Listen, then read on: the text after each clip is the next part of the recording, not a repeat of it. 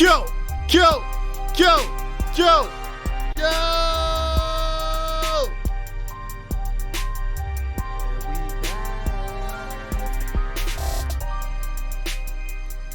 And I got my boys with me. You already know. JB from Cuzzo World. Cousin, what up, man? I ain't even gonna lie.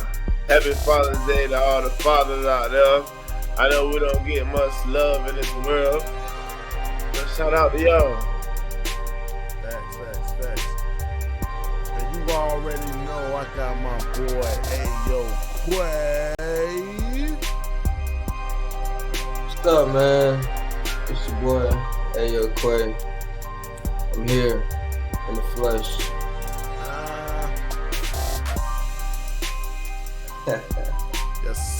Yes, sir. Yeah. Hey, hold up, man. What episode we on, brother? You already know, man. It's First Game Podcast, and we on episode 28. Welcome to the 28th episode of the First Game Podcast, brought to you by the West End Grill. Slide through, you know what I'm saying? And I just want to say,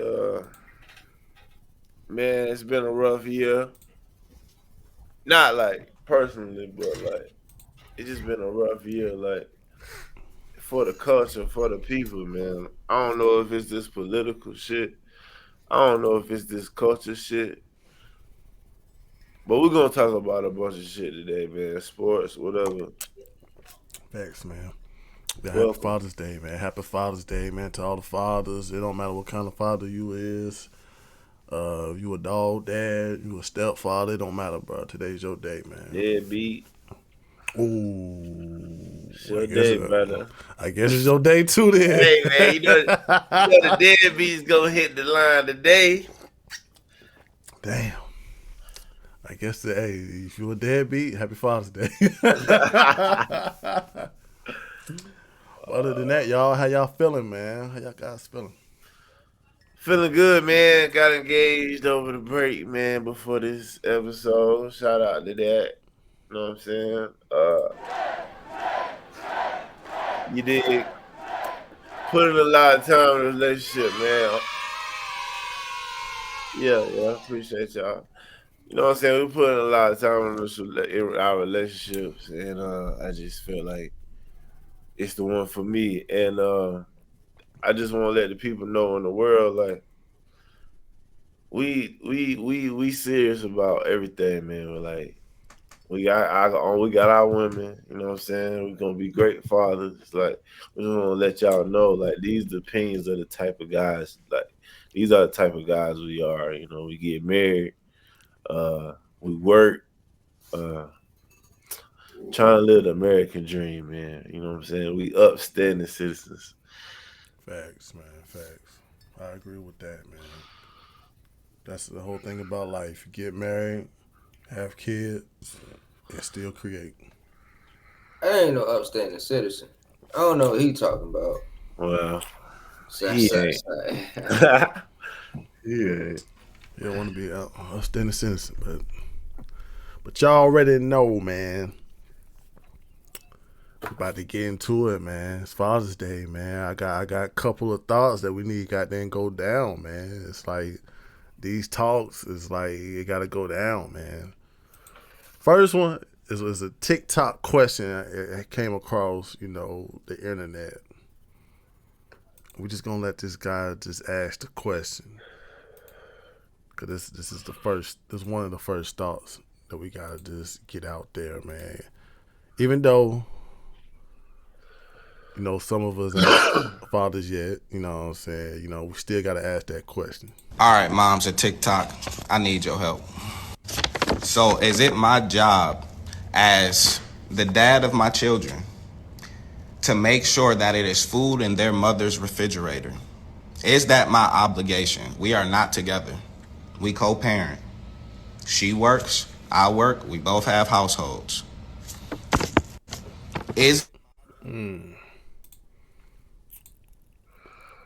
Do I go first? Who go first, Bigger? You the most experienced. All right, so look, I feel like it is he paying child support or not? If he paying child Mm, support, then hell no, it ain't his mm, responsibility. But if he not, then I feel like, yeah, bro. If your yeah. kid there, you kind of responsible making sure there's food there for your kid, whether she eating it or not. Nigga, that like, damn, she can't even eat. Mm. And I that's that. get it. Yeah. Y'all broke up. Fuck you. I don't want nothing to do with you, but Yeah. bro, she still like the mother of your Mm. child. She Her still, health is yeah. your child benefit. You know what I'm saying? I understand that. I understand that. But that's just Wow. my mini take before we get into it of y'all responses. You know, me looking at the question, it is some fillers you gotta bring in. Like, okay, if y'all co-parenting, what financially is being taken care of? Because you know, food that's always one of the finance you're gonna have to take care of with children, bro. Hell So yeah. I look at it like it's some fillers that he gotta put in. Like, can't just say co-parenting. What type of co-parenting are you doing? But me seeing this question and he saying that I'm a co-parent and she co-parent and we both gotta do our part to fill in as parents. Like her bringing food in that refrigerator should be a responsibility that she should be accountable for herself. It shouldn't be that, oh, you the father of my kids, you should put food in my refrigerator. It's like she should be accountable on that part of putting food in her refrigerator. That's how I feel about that. You can't just say that, oh, you the father of my kids, put food. What if she got a man too? What if she got a man that's in her house? She probably do. You know what I'm You know saying? she do, but It's a whole lot of fillers that gotta be in that question. I'm saying, bro, if your kid in there, bro, and your kid is like, I go to the refrigerator, she don't never got nothing in there. It's your job to either get food in there or make Mm, sure she get food in there. yeah, but that question gonna always My, gonna be my why the fuck opinion she don't is, have food. my Yeah. opinion on that is, hell the fuck no. I ain't Wow. required to put no food in that refrigerator because for one, if she can't provide food for the kid and we co-parenting, we got separate households and all of that, then it sound like I need to be the one in custody of the child. If she Mm, can't do her part as an adult to take care of a child when I'm not around or if we separate. that too. That too. That it's just that question right there had a lot of fillers in it, man. It's a situation based, man. Cause you do got the same as you got David. You got what do you call mothers that don't do their job as a mother? What you call them? I never heard of it. I don't even know. It's Yeah, never bad, heard of. bad mother.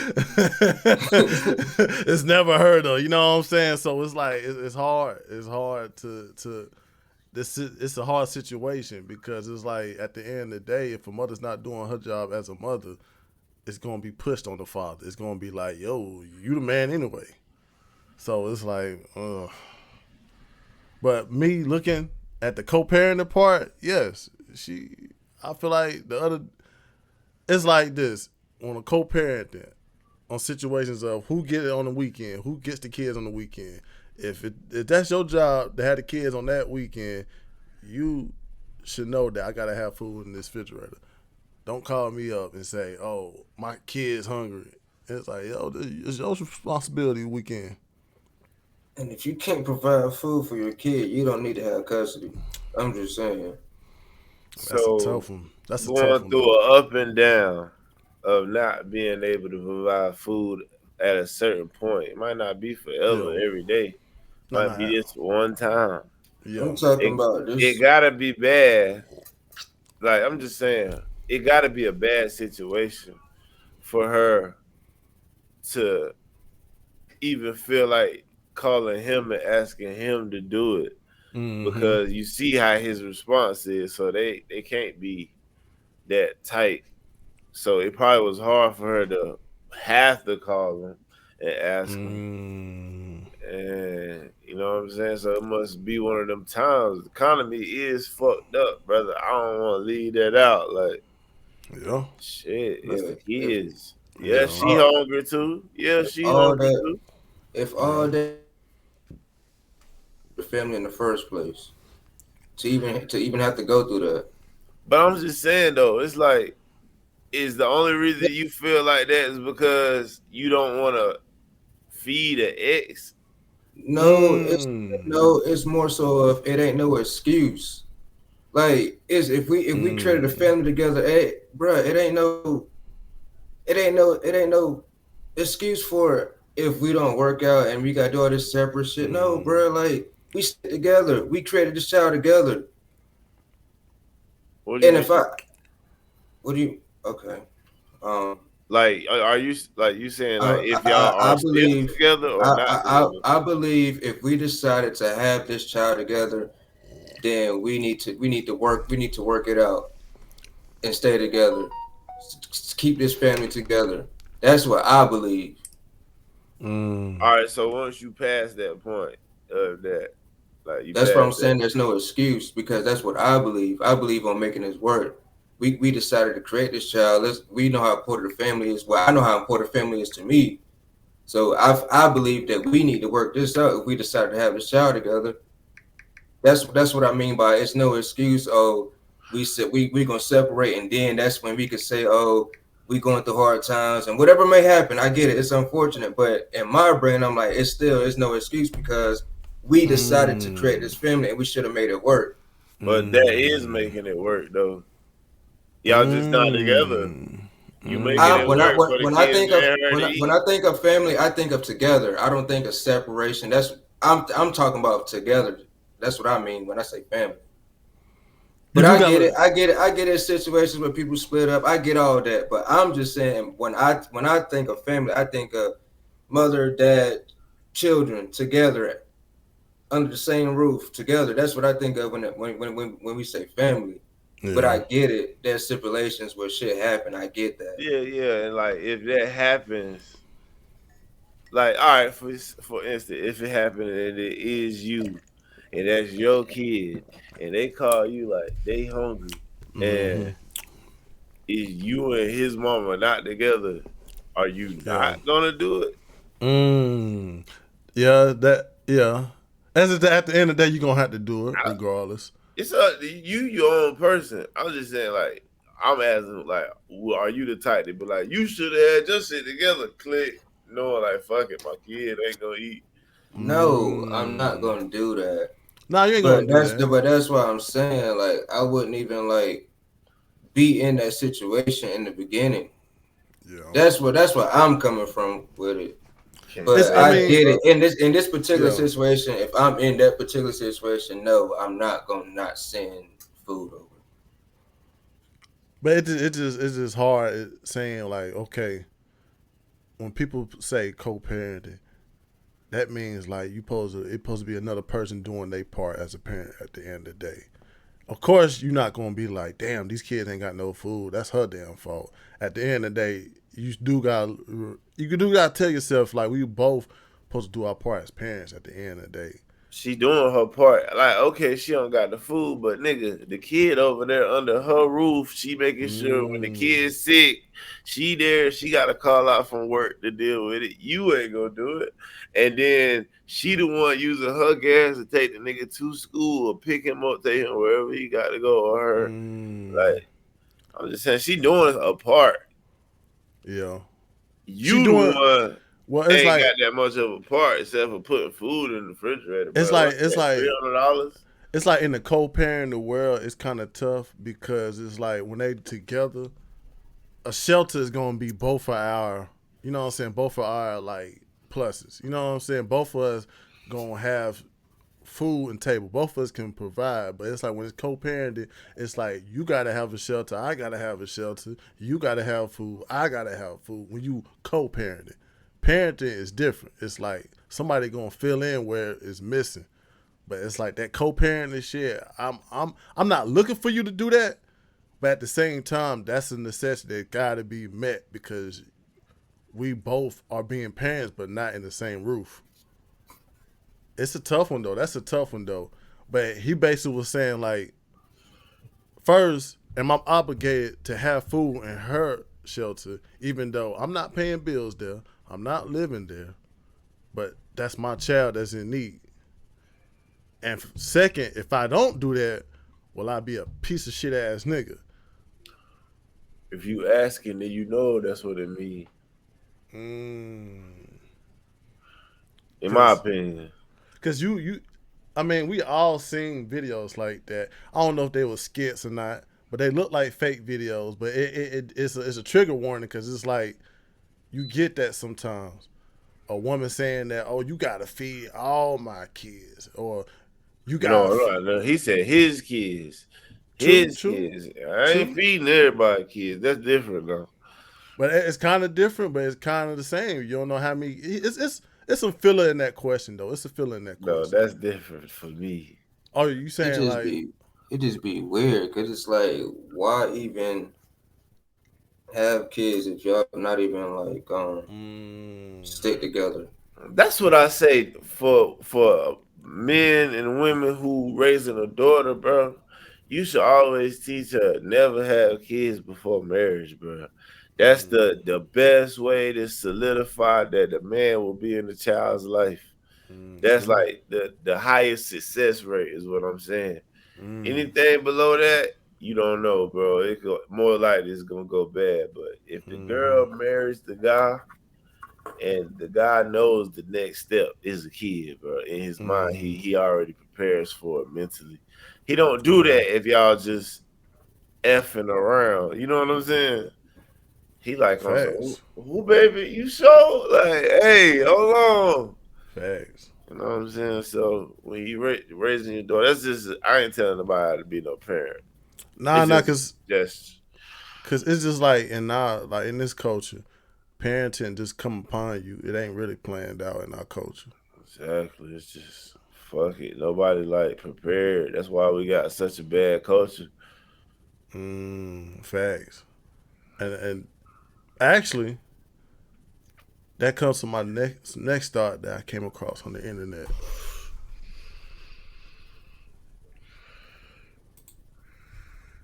Because that was like you know, I got a double question for y'all guys today, man. And it said the study shows that the average black family passes $0 to the next generation. I don't know where this, you know what I'm saying? I don't know where this came from, but I don't know where this study showed, but it just came across. I just came across it. Should impact at least 3 generations. It should impact ours, our children's, and our grandchildren's. So we have to start building generational wealth.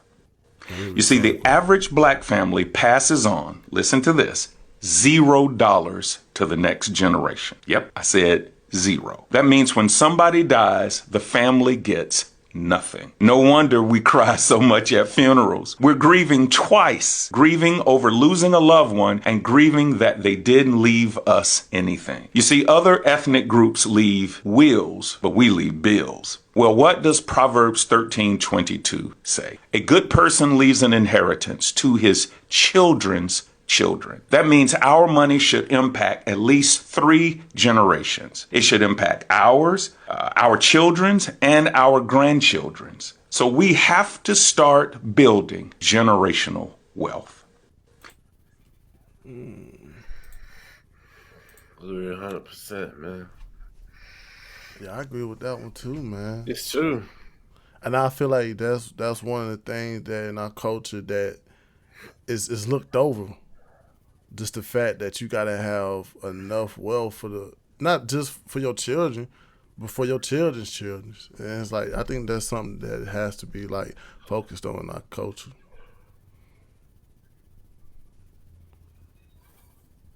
Where do you But start, man? With yourself. and that's the whole thing about it, man. You gotta have common wealth, bro. You gotta have common sense for this shit, man. Start with yourself, man. And I want to help people. Like I know people hear wealth and be like, God damn. But wealth, all wealth is, bro, is income coming in without you having to work, man. Wealth is when you have money coming in that take care of all of your bills without you having to work. It don't gotta be billions and billions, just however much covers your bills, cost of living. That's what. Hey man, I'm calling Cap on that Mm. video. You disagree with that A video? man's talking about some 3 generations of wealth. And let me dive into my explanation here, fellas. Expeditiously. I'm gonna do it expeditiously. You know, I'm on my TI right now. Yeah. Big words. It's like, but nah man, so look, family. Yeah. So you have the mother and father, they have children. Um the mother and father, they should be able to financially afford the children lifestyle, lifestyle of family. And when that mother and father gets elderly, that them children should be financially well off enough to afford the grandparent, not to afford their parents move in with no, afford their parents to move in with them and help raise their child while while they may go to work or be busy working to Build a provide for business. their child. So what I'm saying is, yeah, he may be right. Yes, yeah, it would be great to provide for 3 generations, but technically you need to be able to provide for really just yourself and your children, because your children should be able to help you if you're elderly, and if you're in the home with them, you will be able to help raise their children. So I think it's a circle that completes what family is, I'm assuming. So that's just my I kind opinion. of, when you say their children, if you're a grandmother or father, those children is gonna be your children too. You know that, right? So ain't no that's Yeah, their yeah. children. But what I'm saying is, okay, what I'm saying is, instead of paying them high prices to like a daycare center and stuff like that, it would be beneficial to, if you could afford your parents to move in with you and your wife and be grandparents to your children while Mm-hmm. you at work. So therefore, there's somebody that's close to the family teaching your children, instead of them children have to go out and be taught and watched by somebody like a stranger that you don't even really know. Mm. Those I feel like we shouldn't lose those grandparent and child relationships. Mm. That's just my opinion. Well, I mean, it's all he was just saying that like us right now, we gotta prepare to to have enough income for the like. We gotta start putting out wheels for our next generation, and then that'd be the Gotta have biggest something to problem. put on the wheel, brother. And that too, that is Yeah. like that's why it's like in our culture, that's why we do feel like other races are kind of like more together because you hear that, oh, Bill's dad left him such and such inheritance. And then you look at your own family, you looking like, yo, why the fuck my dad didn't do that for me? So you kind of feel that space of empty love. Like, damn, like you knew your dad loved you, but it's like you hear that Bill's such and such left him something when he's Like, dead. and to piggyback on what you just said, Bigger, like, I completely agree with you, man. I'm gonna be vulnerable for a second, let y'all in. This Yeah, ain't no rant. This ain't no Ayo Quay Mad session. I'm just yeah. telling you what happened to me one time, what I experienced. So I'm working for Coca-Cola, and I'm delivering to a gas station, Mm-hmm. and I'm talking to the guy that I'm delivering to, and like it's this white guy. He don't really have on any flashy gear about him. He just Yeah, super regular, almost a little poor, but I'm not trying to be racist. yeah. So I'm just talking to him, man. We're talking about weed, And so he said that he had $80,000 worth of land. It's in acres that his parents left to him that he just sitting on. Mm. And he just working at a gas station, no stress. He's happy, he's chilling. He just working his job because he knows at the end of the day, he has $80,000 just sitting there that's in his name that was left to him that he don't have to stress about trying to obtain or now I get it. Once you have that, you need to do something with it. I get all of that, but Mm. It's just 80,000 though. but that's more than nothing when you don't have Mm. any. That 80,000 Mm. can do something for somebody. Do Mm. something for anybody. Mm. But I mean, I understand what you're saying though. Like, and I just feel like with us right now, it got to start somewhere. If that type of knowledge has came across us, it's like it's a blessing. It's also a curse, but it's also a blessing too because it's like you finally got that in your brain that when I'm gone, I gotta provide something for my kids. It could be a car, it could be money, it could be your 401k. You know what I'm saying? That should be your first. That should be your mission before you die, and that's a good thing. You came across that information. Yeah, cause like even what I be thinking about, dang, like once my dad gets super old, I mean I'm like, damn, I gotta be in position to make sure he's straight. Hmm. You know what I'm saying? So it's like it's really on us, bro. And I think, and that's something also in our culture that's kind of backwards on too. It is the fact that we do feel obligated to take care of our parents when they get older. That's an obligation. You're supposed to do that, but that's kind of like things like that is kind of like supposed to be. They don't supposed to take care of us, but we supposed to be in a good position that we can take care of future things too. But I certainly agree about what I'm saying having enough income that you can financially make your 3 generations ahead of you stable. That's what us black people should aim for. And that's a big problem in our culture nowadays. Because all we want to do is just take, take, take, but we ain't trying to give more. But Yeah, What you man. mean? We gotta start yeah, living. We gotta start living beyond our means as a well, culture. I'm just saying like I ain't gonna say like just trying to take stuff is the problem, but we gotta learn at the end of the day. The more that we got, we gonna have to give it away. It's certain shit that you can't take with us. Like once you dead and gone, you gone. It ain't nothing you gonna get buried with. I plan to leave behind a lot of shit, Facts. Yeah. You but know. it's because my parents helped start the way shit. But that's what Facts, I man. that's why this conversation big, and I'm listening because it's like, damn, a lot of people, like Tukwe was saying, I do feel like a sense of I'm gonna be alright at the end of the day as I live through life with that type shit.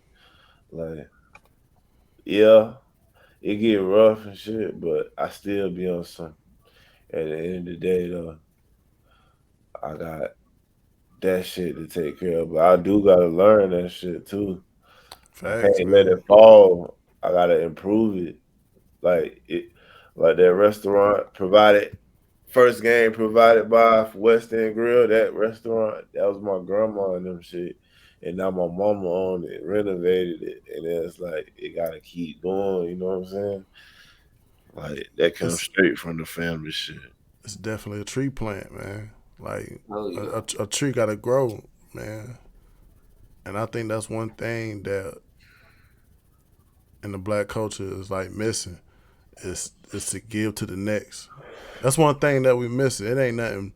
Well, it ain't nothing like that's real big, but it can be something big. over Yeah, time.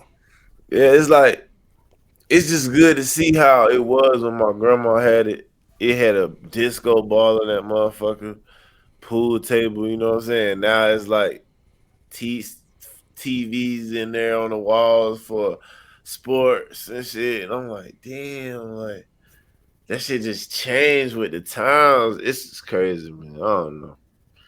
It, But it's that's something black people need to see is where I was really aiming for. yeah, Like, man. Yeah, man. Cause like Two was saying, man.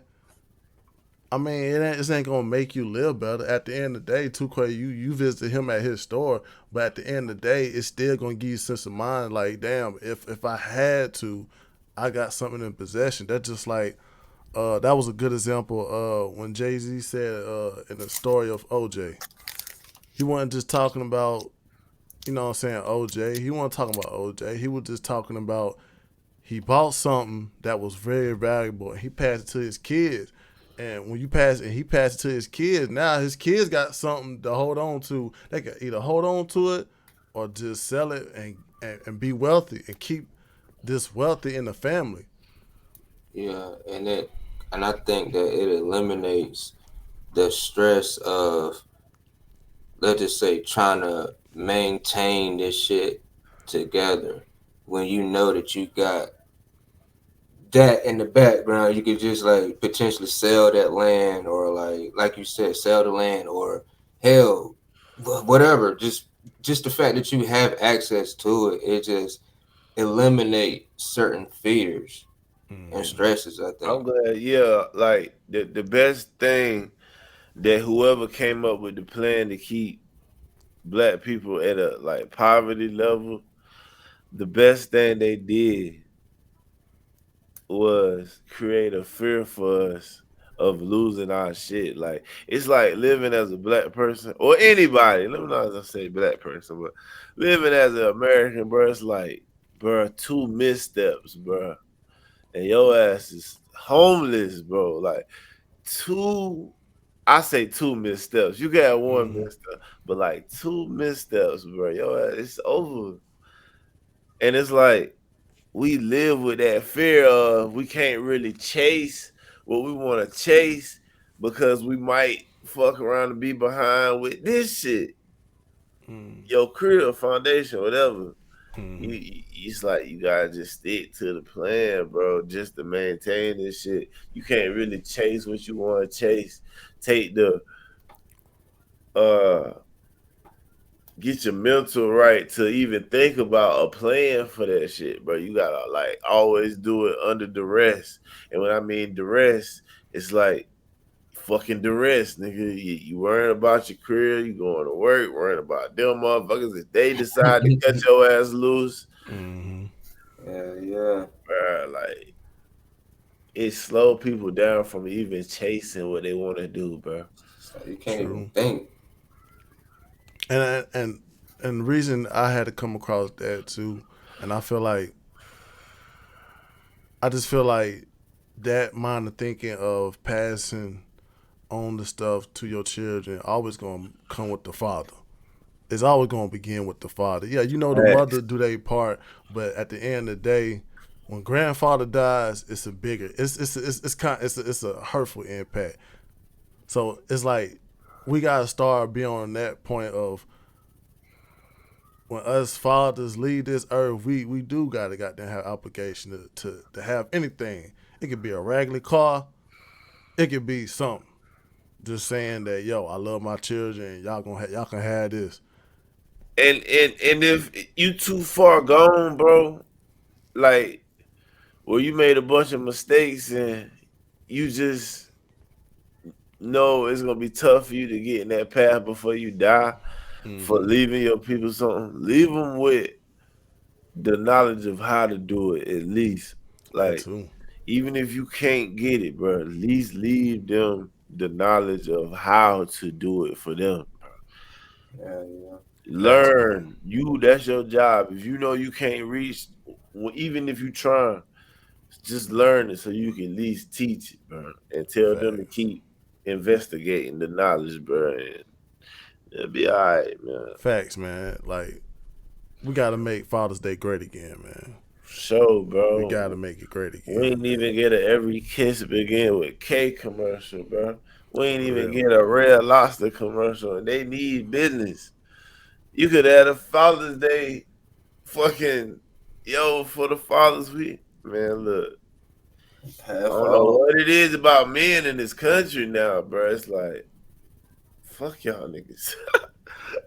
It's sort of on that level. It's just looked over, man. It's like being able to provide and also give. That's just one of them things. Like breathing. It's like until it's gone, that's when it's important. So it's like we got let's make You, Father's Day great again. you know what messed up Father's Day? Yeah. It was the white man. And let me tell you why. Side. I'm playing, bro. Bullshit. I mean, I understand what you're saying because we do got certain things in our culture that eliminates the what the head is in the family. Like the head is supposed to be the father. So we Pause. do got certain things that tells women to say you don't need a father, you just need the government. Mm. And a lot of people turn to the government because just like how that situation, not the situation that, just like how that question asked, what if my co-parenting person is not feeling their obligation? It's not right though, because that still fall on the man, bro. Yeah. Even if the government comes to that woman saying, "Look, we'll hit you if he ain't here." Mm-hmm. If you make yourself Timothy, Mm-hmm. Timothy, she gonna say, "I don't need you. He got me." Mm. So niggas still was failing somewhere, bro. I Mm. can't put it strictly on the government because the government could have been denied. You don't gotta do Mm. that shit. So that's why these two questions does show you the importance of what fathers bring to the table, and also what fathers can leave to the table too. But I just want to come across that. And that was the first thought, man. Shout out to the females on the timeline on Facebook, man. The ones that say Father's Day for them. Shout out to y'all too. Facts. I'm the mama and the daddy. Yeah. I'm Shout the out mama to and the daddy. cause you super parent. Shout out to Facts, you. man. Facts, man. I know that We shit rough, man. I know it's rough. I can't imagine it. Like I even if I had a kid dolo, God, I couldn't imagine it, bro. So shout out to the mothers on Father's Day, cause you know what I'm saying. Y'all the ones that made us fathers at the end of the day as well. So, but facts, that's man. tough Facts. shit, though, man. It's tough shit. Hell yeah. Being a single parent and being a Woo. co-parenting too. Like being co-parent is tough because at the end of the day, it's like, okay, how would you look at a man asking the mother for if Normal, he not, you know what I'm saying? Like how would you feel? Like normal. how would you look at that person, the dude, if he was asking, he was just pushing on the responsibility to the mother because it's like us at dad's Cause roles if they provide. together, I look at it as no big deal.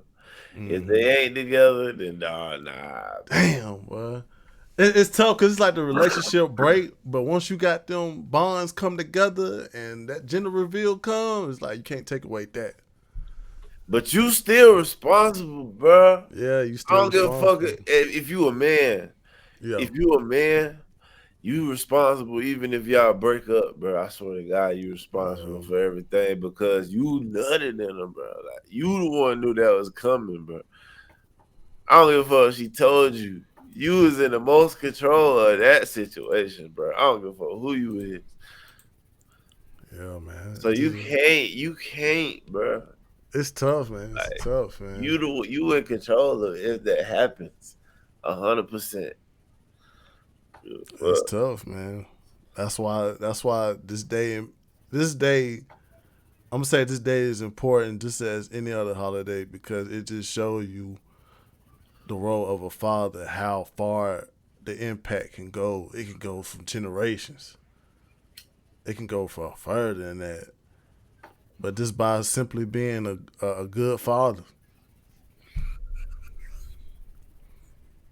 But even being in the house is a huge step, bro. Even if you suck at being a father, if you just in the house, that's still a big boost to your child's success, man. Like, facts, man. sure. But just shout out to all the fathers out there, man. Shout out to all the fathers. I don't care what kind of father you is. Even you as an absent father, you still can change. At the end of the day, you Yeah, bro. still can get back what's lost. Like, just try harder next time. Well, don't try hard next time, but just keep trying to recover, man. That's all. Nah, try harder next time and just be consistent, man. Like, Fact. you fucked up. You was absent, so it's gonna Yeah, take. You said try harder next time. It's hilarious. You gonna show a bunch of presence. You gotta show a bunch of presence. I ain't meant to say next time, but I meant to say like the next moment you got to prove yourself as a father is, just be a good one. It was a study. Sorry to Yeah, just throw this in there. yeah, It yeah, was a study. I could be wrong, but it was a study that said black males do better as a parent on their second child. So is it yeah. like something up with a nigga and his first kid and shit? It's like I Hell see yeah. that a lot. Like the first kid will hate that motherfucker, but his other kids be you be like, why that kid don't fuck with him?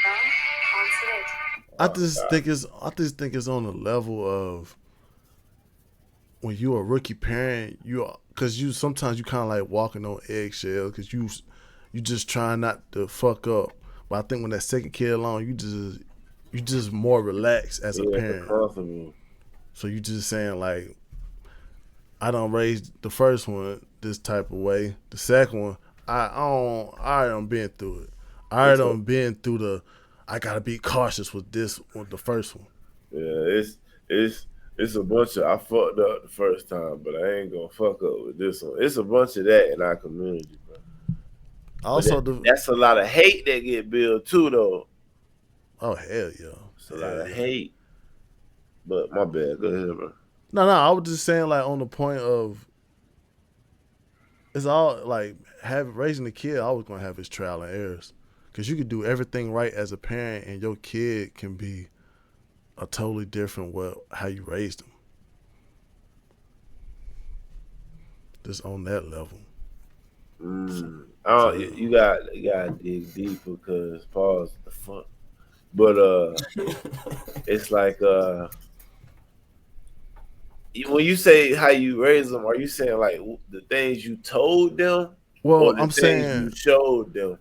I'm saying on the level of you could do everything right as a parent. You could provide for them. You could teach them how to make money. You could just be a whole lot of great parents towards somebody else's eyes. But that also can hurt them as thinking that everything is just given to them. So they can go into life thinking that whatever they want is gonna just give it to them. They ain't gonna work for it. You know what I'm saying? It's tough being a parent, a good parent, because most of the time, not most of the time, it could be detrimental to the child There's on or their mindset of thinking how to obtain things. there's no such thing as doing everything you could do as a parent. There's no such thing as that. You can't do everything you could do as a parent. It's not possible. It's not possible because if you did do all that shit, then there's no way the child would go wrong. That mean you always there to be their friend, their their leader, and you Yeah. always there to provide. You always there. You giving them the time they need. That mean like you can't do everything. It's either you gonna do good money wise or you gonna do Mm-hmm. good attention wise. Mm. True. I was just saying And the like, thing is, you don't know what your kid heart want. Your one kid might be cool with the money, one kid might be cool with the time. exactly, man. So you like it's hard, bro. Like at the end of the day, So I it's say it's that it's shit impossible. it's hard, man. It's hard. It's hard doing good as a parent because you don't. It depends on at a certain point how the kid gonna react to the world. at the end of the day. That the kid can see the world as a harsh place. The kid can see the world as a place that it only evolves around them. You know what I'm saying? So it's just like no matter what you do as a parent, you don't know the outcome what it do for your child. It's like, go ahead, too quick if you got something. If you got something, brother. Yeah, man. My opinion on this particular subject, I think I agree with JB. It's like no matter what you do, you can never do everything that is Mm, needed because like every kid most of the times gets its most memorable experiences when they're not around their parents. Whether this mm, is their first fight, their first time having sex, first time getting drunk, like whatever it is, it happens true, most of the time when you're not around your parents. true, true on that. I ain't It's gonna just, say true on that, but go ahead. nah, it's just a perspective. Just a perspective. I'm just saying like most of your No, I experiences ain't dealt saying he with. wrong. I'm just saying it's people that feel like that. I'm just speaking for Yeah. the people who don't. Go ahead, though. Oh, that was all.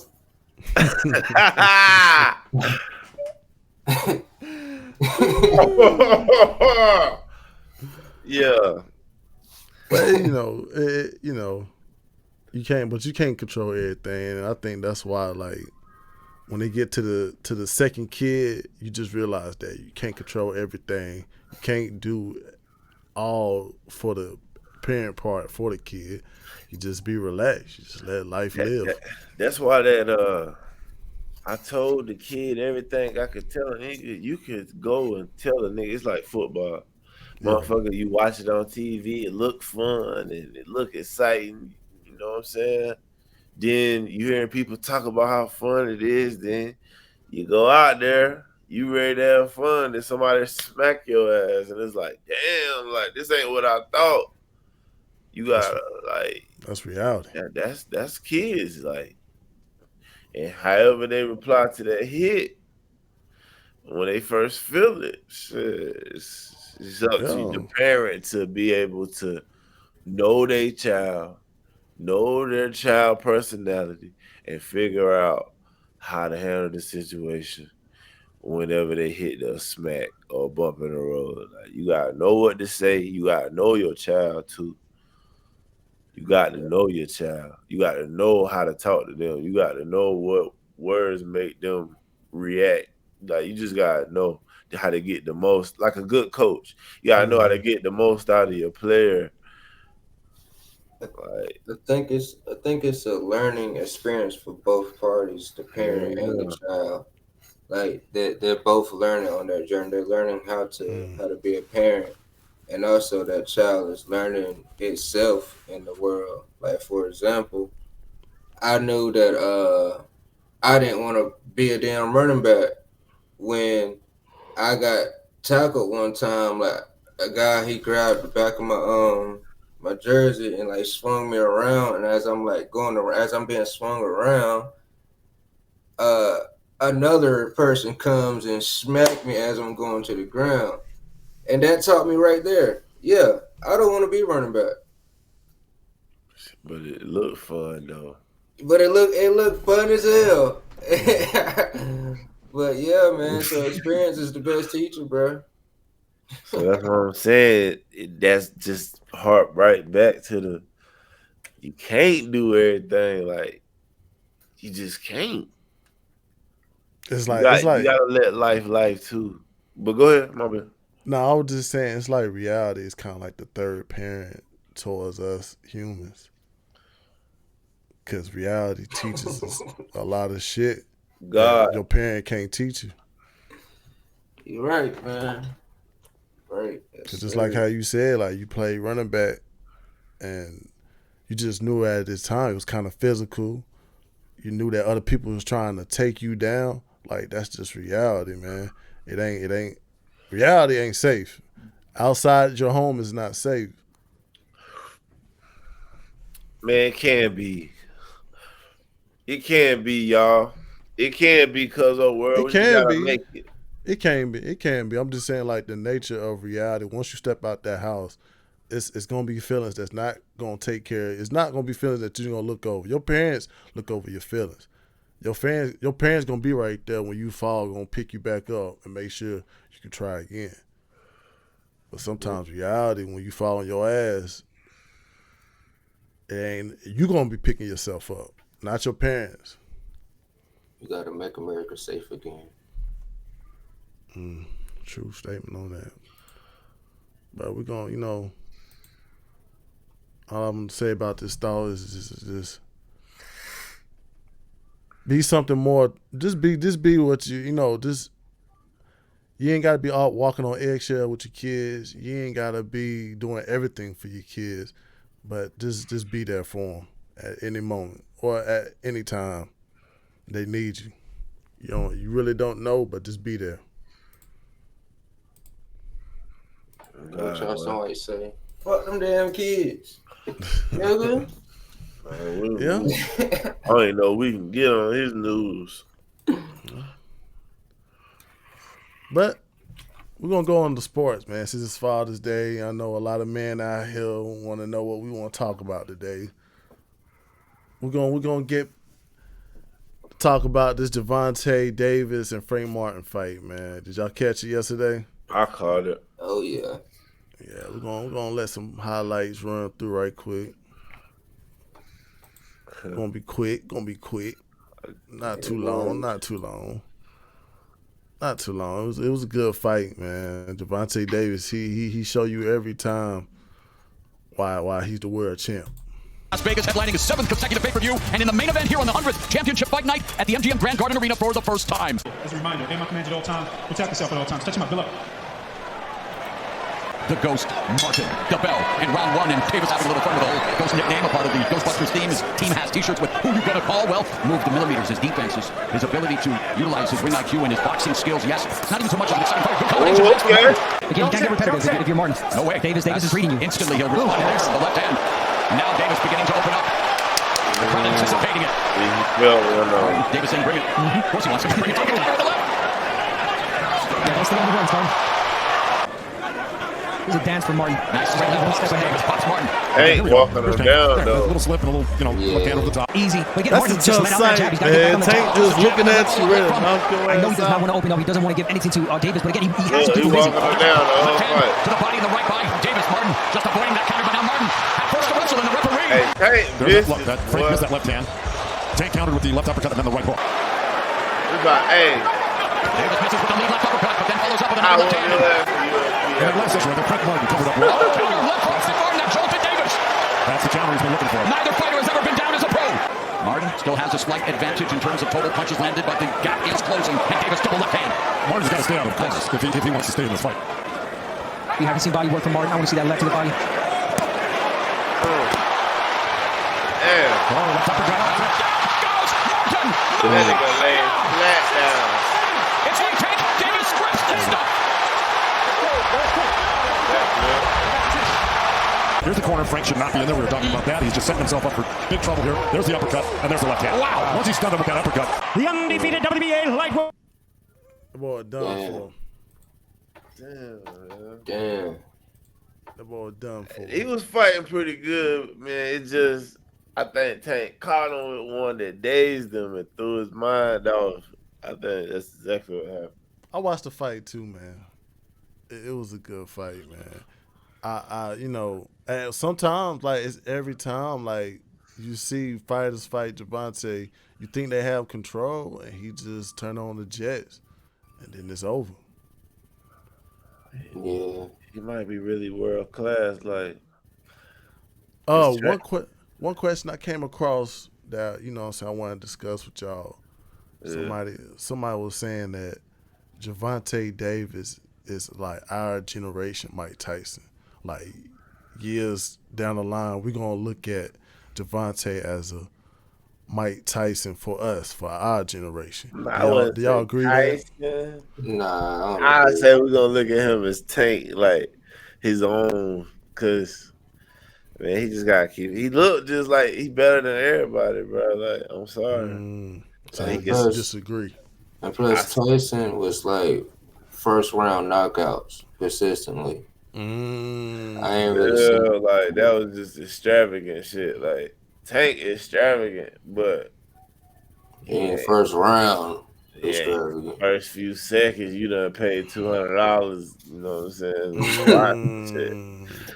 Like, nah, he It's ain't it's that. it's a tough though. That's a tough. Like I understand about the wins and knockouts, but damn boy, to say that it's our generation like Tyson, bro, he was on a different level with boxing. Like you said, bro, like this motherfucker used to fight 5 times in 1 year, and that's really unheard of in this boxing atmosphere. That nigga used to fight huge paws like boxers, man. Like these niggas be 6'5". Yeah, He that's like that's 5'10", bro. yeah, bro. That's why it was on a different level when you carry that heavyweight, Heavyweight. heavyweight. You know what I'm saying? That heavyweight belt Yeah, is always like the king of all belts when you say heavyweight, bro. Them the cause big dog. cause you the biggest and baddest motherfuckers around. Man, I promise you, you can go watch the Evander Holyfield versus Mike Tyson highlights and just turn the sound on and listen to how it sounds when they hit each other, bro. You Mm. could be like, damn, bro. Like, I would be dead, bro. It Them sound like punches is bears fighting, bro. It sound like bears fighting, bro. I swear. yeah. Yeah, But like you said, man, it's just the level of performance that Mike Tyson brought to the game. He was on a different level of just watching a fight, bro. Like, Like first round knockouts is different. that nigga was intimidating, man. Yeah, it was on that level too, man. So Sorry, bro. it's hard. I understand though for him getting being undefeated and all that, but boy, them shoes is kind of big to fill with Mike Tyson, man. Remember, Tank gonna have his own name now, or whatever. He gonna have it. It's That it's kind of motherfucker can box, bro. He need it's to kind box it's kind of somebody. like the Jordan Kobe annihilation. I'm not like illustration of what we got towards everybody. You know what I'm Y'all want saying? They their own to see him superstar. box Bud Crawford?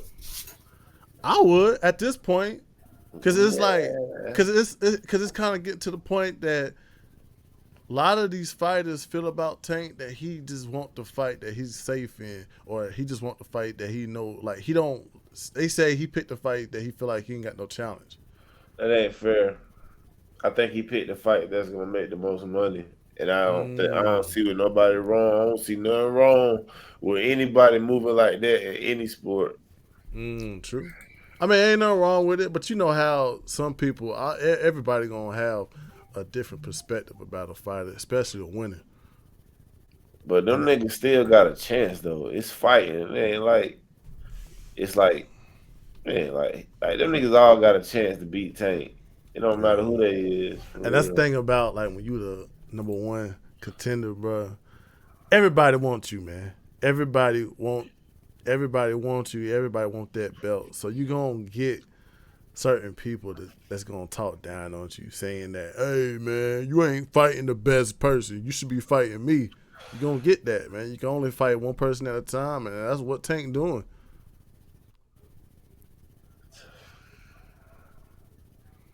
But further news with that,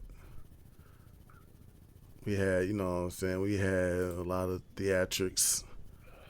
We had a lot of, it wasn't a lot of stuff, but, Ryan Garcia came to the mat. He actually, they kind of cool, you know what I'm saying? Wasn't no disrespect type of shit, or it could have been. But he came to the mat, gave his congratulations. They all talking, laughing. That motherfucker look like he's 200 pounds.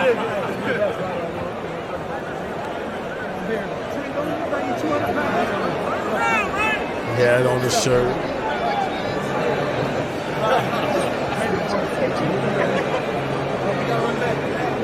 Hey,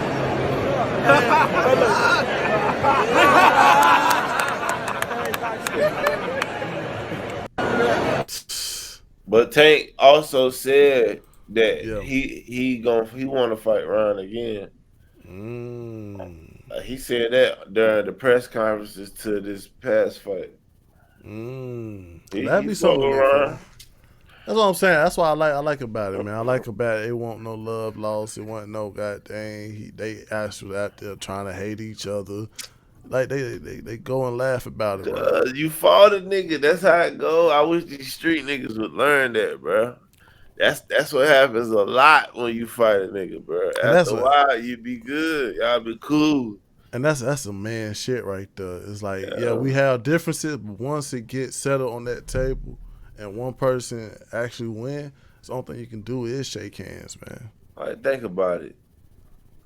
You have an altercation with a nigga that you know and shit, and y'all fight. Now, y'all both know y'all can't fuck with y'all can't disrespect each other on a certain level. Now y'all both know, so the relationship is gonna be smoother. Facts, man. Facts.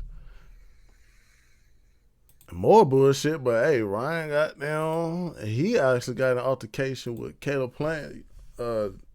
That was the dude who slapped goddamn Canelo on stage, and also he had a did he get an altercation with One of them twins. one of them twins? Yeah, he slapped shit out of one of them, man. Yeah, I ain't gonna put your name out there because I can't remember.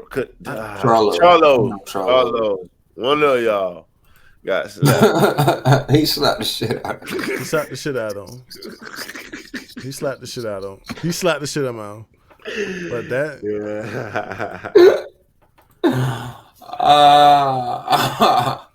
He slapped the purity shit out of him. you know what I'm saying? That went down. That went down like after the fight. It was a lot. You know what I'm saying? We might get that. You might get that. I don't know what weight class he in. What weight class Caleb playing in? Oh no, that nigga slapped the shit out of him. Oh shit. Oh, that is Ryan right there. He ain't do shit. What the fuck is this Caleb Plant nigga? I gotta see him fight.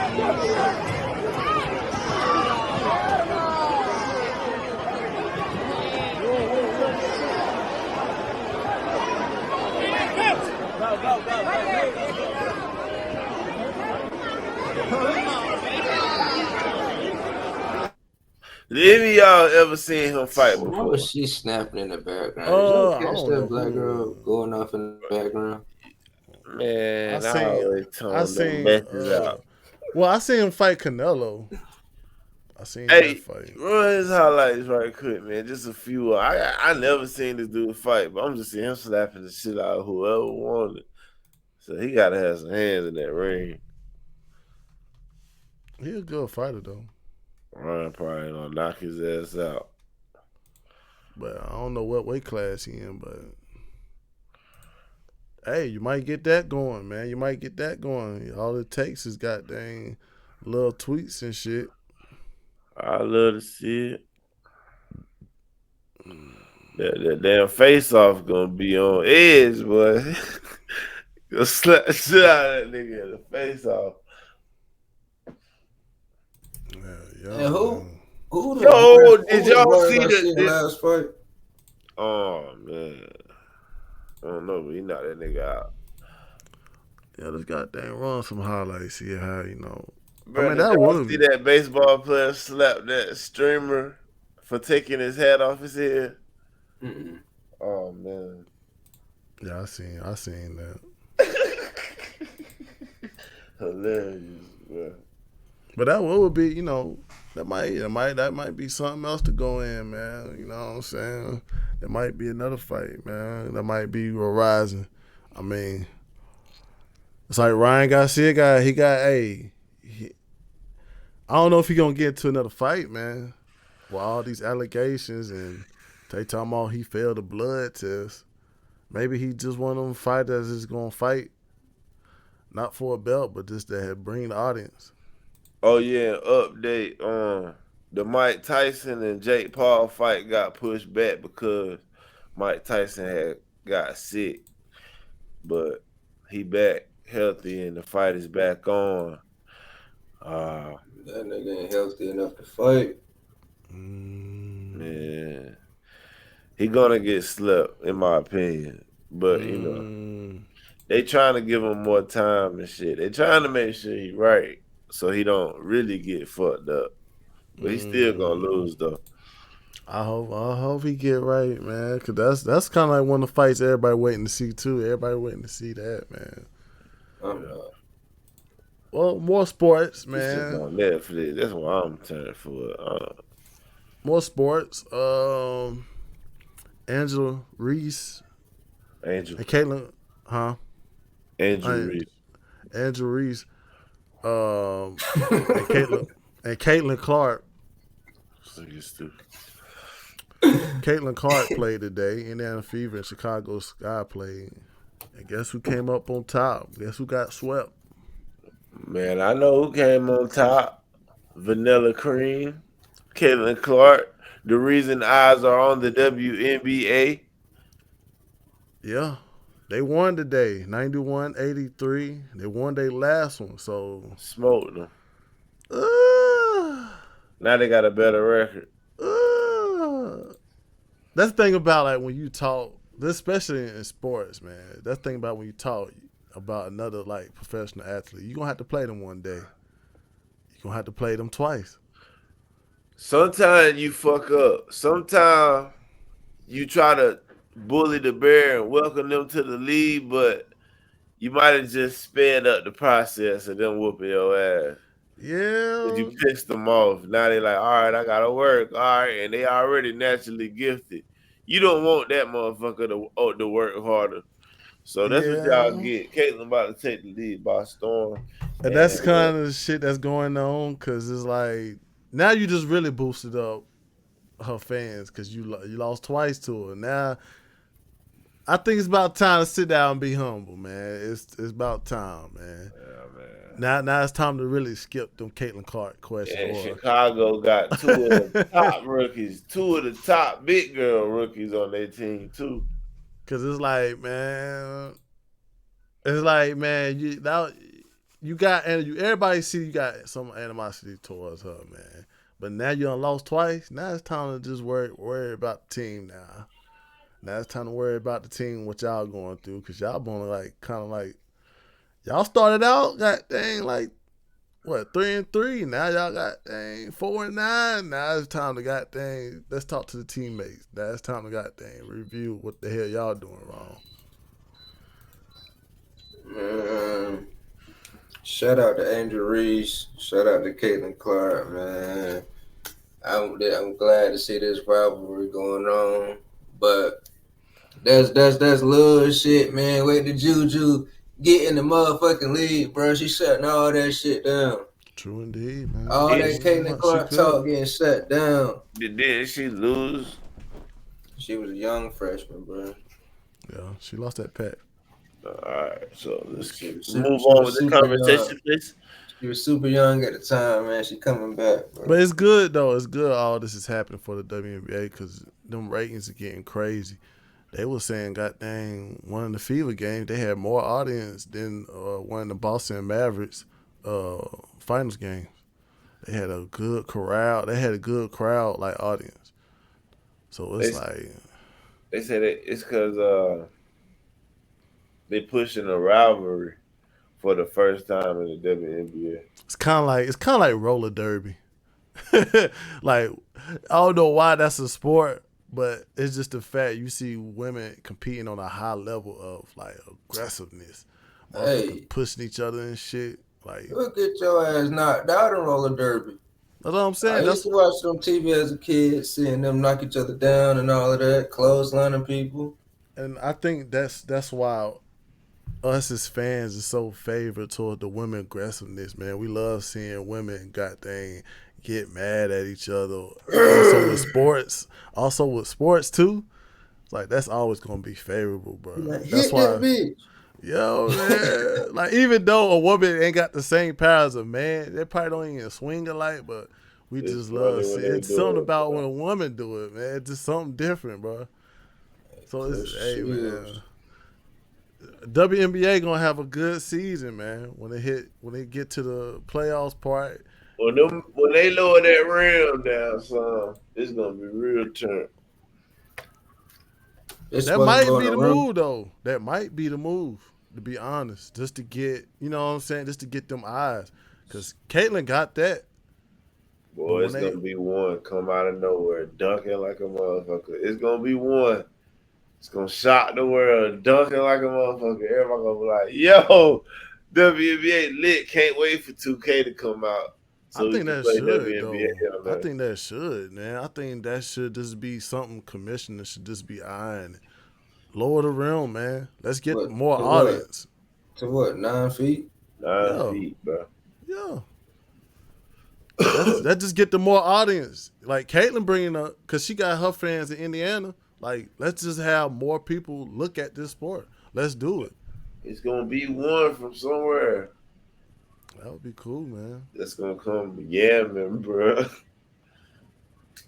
LaBrisha James. It's gonna be like Jesus. She gonna It's be gonna be gangster, man. WNBA 2K. It ain't gonna be just on NBA 2K. It's gonna be WNBA WNBA. 2K. Then you Can't got the Turn. then you got the NBA finals going on. Boston up 3-1. They didn't get swept. Mavs Did didn't we? get swept. How many? I need a vote.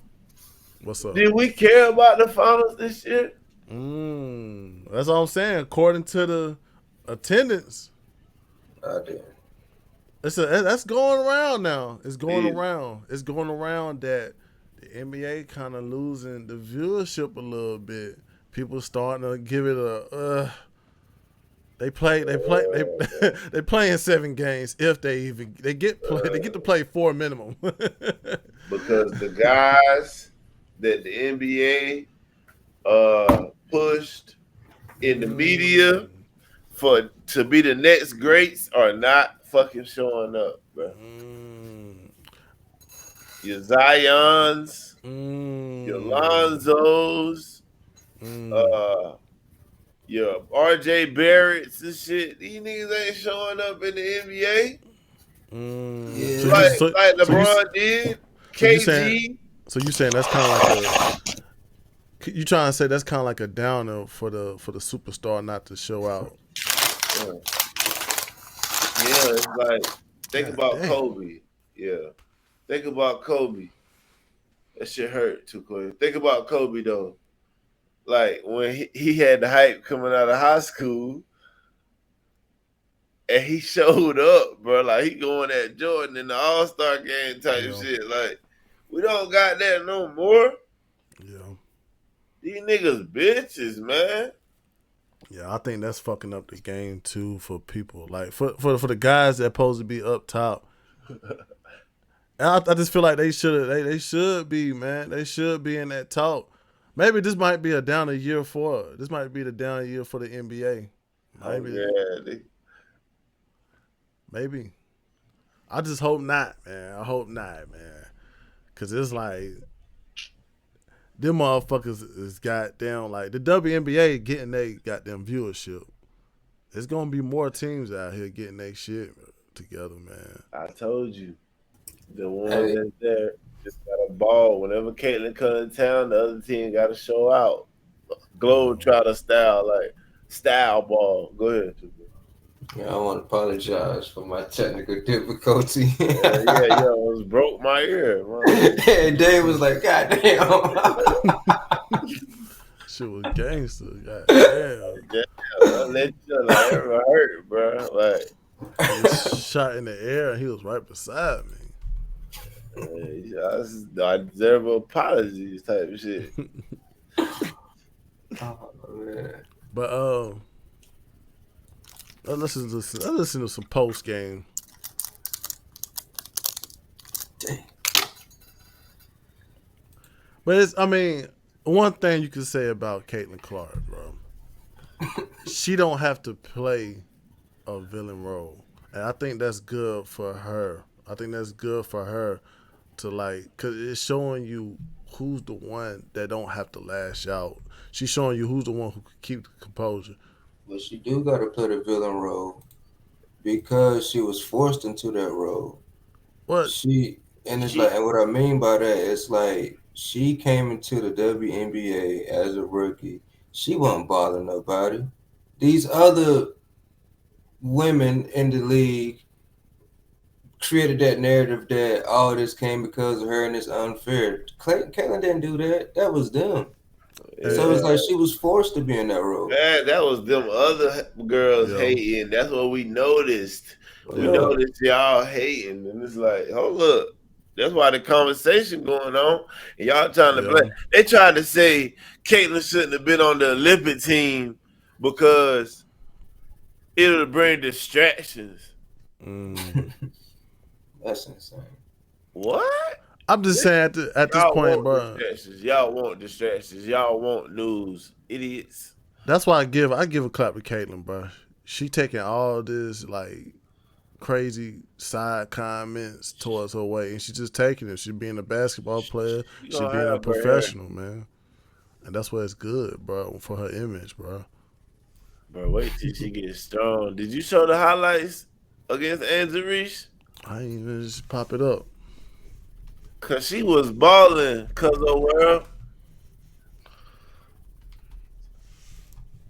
That's good though, man. Y'all, I know some of y'all out there, cause of world rock with Angel Reese, and I feel you. Let's run through the highlights, man. It's just all you can say, man. She's just being an athlete, man. She's showing you how a professional move, even though she a rookie, man. Cause she could have went to the same level as all these other players went, but she's showing you that like she composed, bro. And that's the whole thing about like why some of these other women basketball players are losing their credibility because they not being composed as a competitor. And she's showing you that, bro. No matter how much talk is getting towards her way, she just brushing it off. Out of the ashes rises the phoenix, man. Back to the inside-outside game where they're coming off of a loss against the Mystics. They want to clean some things up. Caitlin Clark's first shot. She drives, penetrates. Returning the favor back the other side. And this is where Chicago's tough, Lisa. The air boards. First attempt for Reese rinse out, but she gets it right back. She is the best offensive rebounder in the league. And Christy Sides told us we have got to find a body on Reese. Clark gets freed up from up top. And that's the whole thing, man. You gotta win, bro. You gotta win. That's all that matters. Allen between the legs, lost it. It's off Allen last. That's all. First turnover for either team. If you put yourself as the best, you gotta win. Get it done Can't from three, just but be also mad at how about taking it to the somebody rim? and saying, "Oh, she don't deserve to be credited for." Celebrated her birthday. You know how good it felt for them people when they sold out this game. Kennedy Carter. And they actually got to see Caitlin win against Angel Reese. Like, they all left. Lexi Hall, who shoots They all about left 36% for the happy. season. Avery this time trying to post up against Lexi Hall. These were home too. Angel Reese snatches it out of the air, puts it back. It also shows She you the does so well. fan base. Beautiful job here. Staying the moving in the NF corner of her what eye. they She knocked it got down. right now. Caitlin Clark scoreless. They It's got a hell of a 5:51 left in the first fan quarter. And she Well, posts you know them it. tickets was cheap as hell. Trying to find some space. Goes reverse style. Her first bucket since 5:51 in the first. Really Her dribble pay here is what's key. attention Not to being see sped up. his She just keeps moves. dribbling. She uses that other side of the rim. And she'd 7 lead changes 10 times. Nah, you can't Launches do lead it for either team has been 7. slow motion. You Clark with a gotta kick out do to it Samuelson. At the end of the quarter. Knocks it down. For the entire first quarter. Had 7 points in that quarter. 9 points in the first half. Smith gets blocked. Boston misses everything. Clark with the basketball. There's no NF 9 total Fever points in fan the game. base. Steps it back from 3. Knocks it down. They're gonna be the Caitlin Clark's second they're deep gonna be shot. the 6th man. 12 points in the game. Allen gets blocked. Fever looking for numbers. Clark to Wallace. Back to Clark. Shot. That's busted. Look at that from all over the floor. As long as we keep running out there, With 5 miles points. yeah. She's having some trouble on Smith with just bodying and maintaining position. That's That's what you're going to see happen. On the money pass. Clark to Boston. It's Good about stuff. to separate. She's needed a game like this. Her last 4, shooting 29% from free. Gets Block. blocked by Clark. That's it. Clark's got 14 blocks in her WNBA career, and it ends with a Clark basket got bucket. 14 Indiana, blocks. at least in the fourth quarter, an 8-3 rebounding advantage. Clark pulls, fires, hits, for three. Yeah. Caitlin Clark has let the game come to her today. She hasn't been forcing things, and this is not an easy shot going to her left. Post feed, Boston. Oh, piece the clock. Wow. The shot clock sat at 0. Here comes Reed splitting the difference. Equally of a tough shot. Gets her on this. It was a close game. Someone forgot about Smith. Someone forgot about Smith. How finished with the shot clock winding down. Where is the defense? The 2 innings down between the Sky and the Fever this year. Close game. I forgot about Surf. And that's got to happen for Caitlin, man. Like, all them girls coming at her neck, bro. Now she's starting to win. Now it's really going. What y'all? Nah, bro. This don't mean nothing. Cause we need to, just how like we be talking about the equality and treating everybody equal. Well, we need to do the same thing with sports. Caitlin Clark, you want to be considered to go to my book? That ass need to win a damn ring. True. But I'm just saying all this criticize coming her way. We'll say that about a male basketball player. Nah, but we know when motherfuckers win, we change our minds. We change our minds when we win. My brother, we don't go for GOAT talk when it comes to rookies, bro. We talk rookie of the year. My apology. If she want to be considered like that in my book, she need to win a ring. Well, she gonna get there, but it's her first year. When I say things like, dang man, I think Anthony Edwards is really good. I think he's gonna be one of the top guards in the NBA. Mm-hmm. I get pushback because he won a ring. Hold that thought, my brother. Hey, Liza. Hold that thought, my brother. Hey, look, Liza.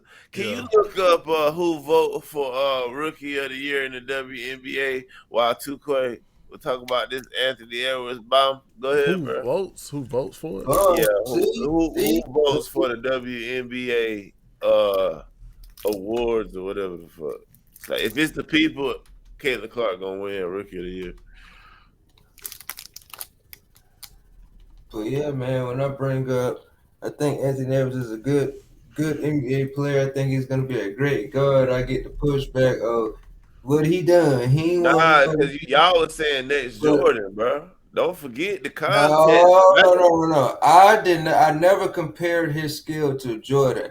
I compared his likeness to Jordan because he wears the armband and the leg band, and he has his facial features. Kind of looks like Jordan. I thought it was goddamn fans, but it said the winner selected. Yeah, it said the panel of sports writers throughout the U.S. Oh, God. Here come the shiest. Here come the shiest. See what I'm saying, bro? Andrew Reese. It say sports writers, and I don't think she gonna get it though. I'm saying that I don't think Andrew Reese gonna get it. We vote for Andrew Reese on first game. Because at the end of the day, bro. What the hell are you talking about? I'm just saying at the end of the day, bro, it's like, yes, us new fans, we need to stop throwing these narratives of trying to make motherfuckers hate each other, bro. Let them girls play, man. I like Reese's. I don't like Clark's. At this point, Caitlin Clark looked like one of the best rookies. She like the best rookie out there, to be honest. You seen it. They faced each other, and she won every time, bro. And she already, and she swept the competition. She swept that competition out the way. So, well, she need to sweep a ring on her finger. She engaged, ain't it? Nah, I'm talking about she need a WNBA ring on that finger. She engaged, ain't it? I don't want to hear nothing about no Caitlin Clark. She ain't won nothing. Hey, the season ain't over yet, man. I don't know how they playoff system and shit work. It's gonna be a great time learning about this league. Never gave it a shot, and I'm glad Caitlin Clark brought my attention to it. Just letting the WNBA know Caitlin Clark is the reason. See, that's what's wrong. I'm a fan. The reason she ain't even won nothing. How's she the reason? We had all these great WNBA players. She the Yeah, all reason. these great WNBA players playing all these years, and now Who y'all are want to give they? this little white girl all the damn shine because she come from Iowa. Who is them people? But look, she the only reason you know Angel Reese. I The got some only reason good. Angel Reese is famous because she did this back to I got Caitlin some. Clark. I got some good stats. There are only 2 rookies that has won Rookie of the Year in the WNBA championship. What? It's very rare.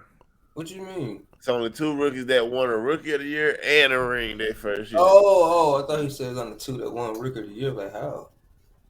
No, I'm saying Rookie of the Year and the WNBA championship. Who was First it? one, Cheryl Ford, Cheryl Ford. I remember her. 2003, and Maya Moore. Maya Maya Moore. Moore, Hey, alright, I know hey, her. bro. I DM'd Maya Moore when I was younger, bro, and she did not respond. Because she had a boyfriend in jail that she was trying to get out. For real? Yes, that's why she stopped playing. Are you fucking? Well, they was only making 40. No, that's dead serious. That's dead serious. I mean, they was only making 40,000 a year anyway. Shit. That's what I'm It ain't saying. like they was making millions. She a lawyer major. You She hear me, became a lawyer. WNBA? She became a lawyer though. She became a lawyer. That's what the reason why she stopped playing, because she would want to get her boyfriend out of jail, which she was wrongfully accused. But that was a documentary on ESPN. But those are the only 2 rookies that won the WNBA and WNBA championship and the Rookie of the Year. So that shit is kind of rare to do. Caitlin Clark coming to change it all, WNBA. So Y'all ain't got to drive y'all Hondas to the arena no more. You get transportation. People buying y'all jerseys now. How does that feel? Like, how does that feel? Like, you getting the plane rides to the games now? That shit good though, bro. That shit good. That shit good for them, man. That shit good for the women, bro. For women's sports, completely though. And you think Angel Reese ain't had nothing to do with that? It was just Nah, it was all I'm damn thing. gonna say all of them played a part, but this whole atmosphere, I said all of them played a part, because without, like, Caitlin Clark could be out there alone. It could be just to talk about her, but it ought to be the more of these other competition that was out there. You know what I'm saying? Exactly. Without Angel Reese, you don't get no Caitlin Clark. Bruh, if Caitlin Clark would have went to the Big 3, we would not be talking about the WNBA. We would be talking about the Big 3. Nah, Angel Reese. It's tough, man. It's tough because it's like when you look at all these other sports. Yeah, being ineligible for a few weeks for her dumb ass. Go ahead, bro. My bad. It's tough though, because you look at all these sports that everybody contribute, but it's always going to stand up when somebody perform better at the end of the day. Just saying, bro. In my heart, I feel like if she'd have went to the Big 3, would they be talking about the Big 3 on First Take? And Caitlin Clark in the Big 3 and Ice Cube over the WNBA. I'm sorry. But one thing I can say, she's not the best player in the league. We ain't about to say that she's the best player in the league. Nah. She's the most exciting player to watch. Yes. I can say that. She's the most exciting player to watch right now. As a rookie, too. You got to put that out, though. And that was the whole thing I was saying. I wouldn't just, okay, just don't give her the face of the league. Let her prove herself. No, you give her the face of the league. You give it to, let me explain, my brother. You give her the face of the league, so when the Jujus come, the fans could have something to watch, bro. We don't want to just, we like storylines as well, bro. We want to see if Juju can come in and knock off the queen of the WNBA, Caitlin Clark. We need shit like that, bro. We need something to talk about. We can't just be like, oh, that was a good game right there. Yep, sure was. And keep on with our day. It ain't going to grow like that. I see you just saying. We need to name some of these so we can have more razzle towards the sports. I get you. Bosses. Like every game, you playing NBA Street, you come across a boss, you need bosses. True. Bosses. That's why you need more than one. Yeah, More Angel than one Reese superstar. could be one of them. But that's what Geno Smith was saying. Geno, that was his name. It ain't Geno Smith. I'm tripping. It But was Geno. that was Geno, the coach of UConn. That was his name. Nah, it's Geno Tripping. something. Geno something. But he was saying that too, like the Shout out rookies to that Geno something. he said that though. He was saying like the rookies that came in, like they don't even have like they're not even as good as the rest of the rookies. It's just that they name had a lot of attention to it. They already got money, and they the first group. Excuse my voice breakdown right there. And they like the first group of kids with the NIL money, bro. Like, yeah, they already coming in with the bag already. Like, they came but, in richer than They came in richer than the top player in the WNBA already. True. It's gonna cause hate, bro. Even the bitches on her on not just Caitlyn and Jerice. You think them Chicago girls ain't hating on her? Oh yeah, of course, bro. Come on, bro. All the rookies are getting some type of because it's like some brother sister type of shit. It's like, damn, why the fuck they get all the recognition knowing that they been there? I understand that shit. Do you think that these kids coming in with these NIL deals, do you think that the WNBA now ups the pay for the other players? So it won't be that much hate and shit like that? No. I feel like they should, man. I feel like they They should, but I don't think they will. They gotta do this for a few years, bro. They gotta let these numbers rock for a few years. I ain't saying no outrageous pay, but I'm just saying like it should be the up to pay for the people that's already putting out a good performance, that's already on teams. From 250 to like 500 or a mil. Something like that. Yeah, at least let them be millionaires, man. This for the ones that start and that's actually putting out good numbers. Yeah.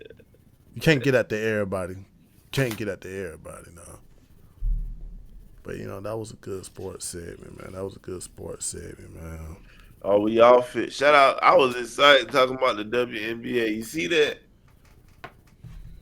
That's what you get, man. That's what you get with the women's sports sometimes, man. Sometimes. This the only time. See, that's fucked up, man. You supposed to be goddamn. Nah, man. Nah, because you can't say that about tennis. I said WNBA. Yeah, that's what I'm saying. Women's sports has always been popular. So what's going to be the next popular women's sport after WNBA? Is it going to be that U.S. Open tennis or? Nah, that's already been popular. Serena Williams. When they get a professional, when they put aside that lingerie football and actually have some real women football players, and they actually raw. Some of them be straight. I think that's gonna rise too. Christian Rock could have definitely been the one to do it. I think he's just a dumb female. I think that's what's going on too. Like they trying to push away that trying to sexualize that not NFL, but the football.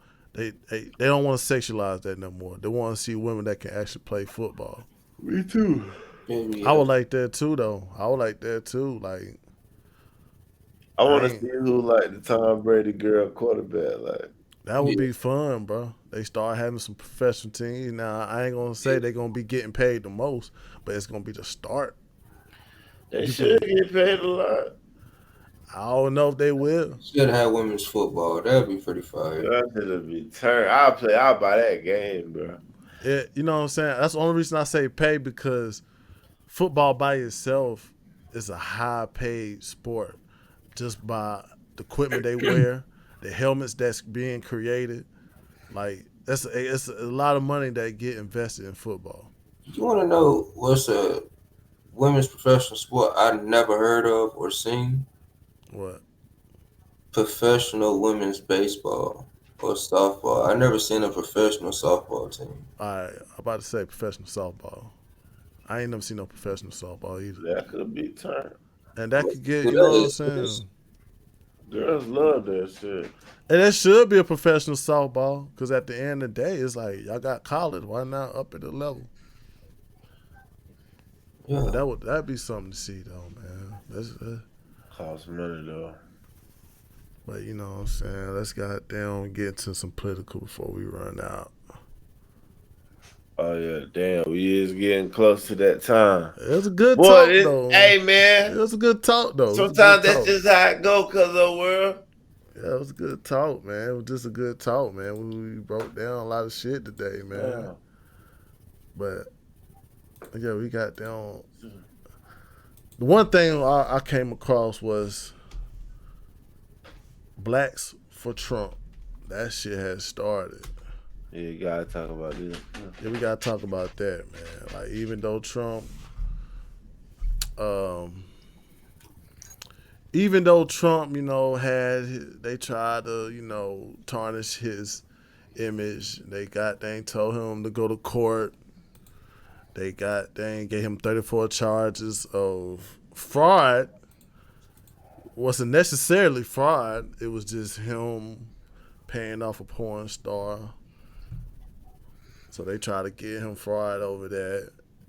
And, you know, not everybody, but people saying that he's not actually doing time. They just charged him for a crime that he didn't commit. He really ain't even fraud. It's just hush money that he gave to a porn star. But now he's still going with his campaign. He hasn't stopped the campaign. If y'all don't know about the president, about being the president, you can have a felony and still run for president. So that didn't stop nothing. That don't stop what he's got going on. So his rally is still going. And he recently had a rally in Detroit. Thank God. Yes, he had a rally in Detroit. And we might as well call it Blacks for Trump. Let's go. Let's see what's been going on in Detroit.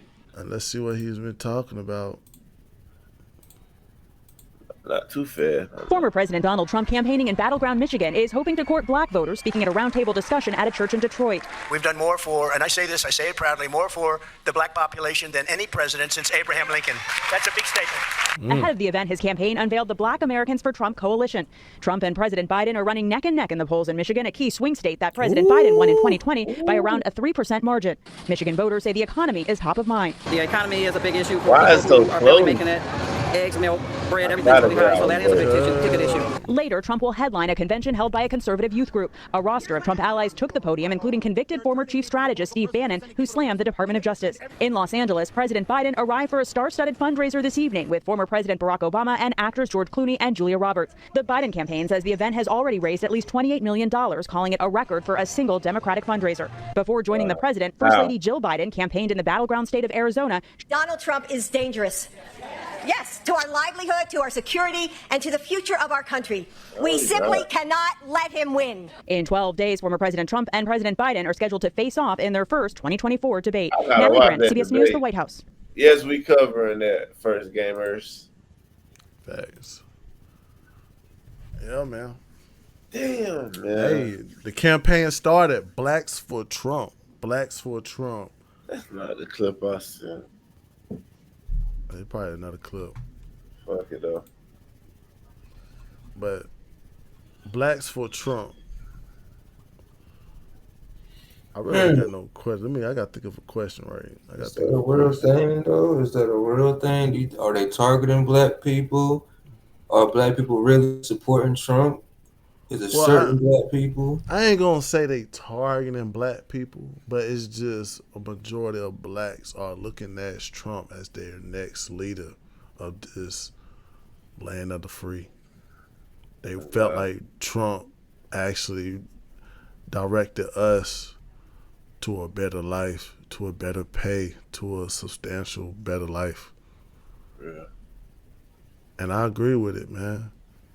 Cause I agree with it, man. Like beyond of what the news and what all these social media clips came out saying that Trump was racist, he didn't like black people. And if you look, and if you go down the line, even with Obama, if you go down the line with Obama, Obama ain't really do nothing for us. He just was the first black president. To be honest, he was black. I mean, he considered black. I mean, you can fight that one, but that's in history books. That's You gonna what fight? go down in history. I mean, my president black. Like, You ever heard a nigga Yeah, named most Obama? you said what? You ever heard of a nigga named Obama? Nah, I have, but these rap niggas.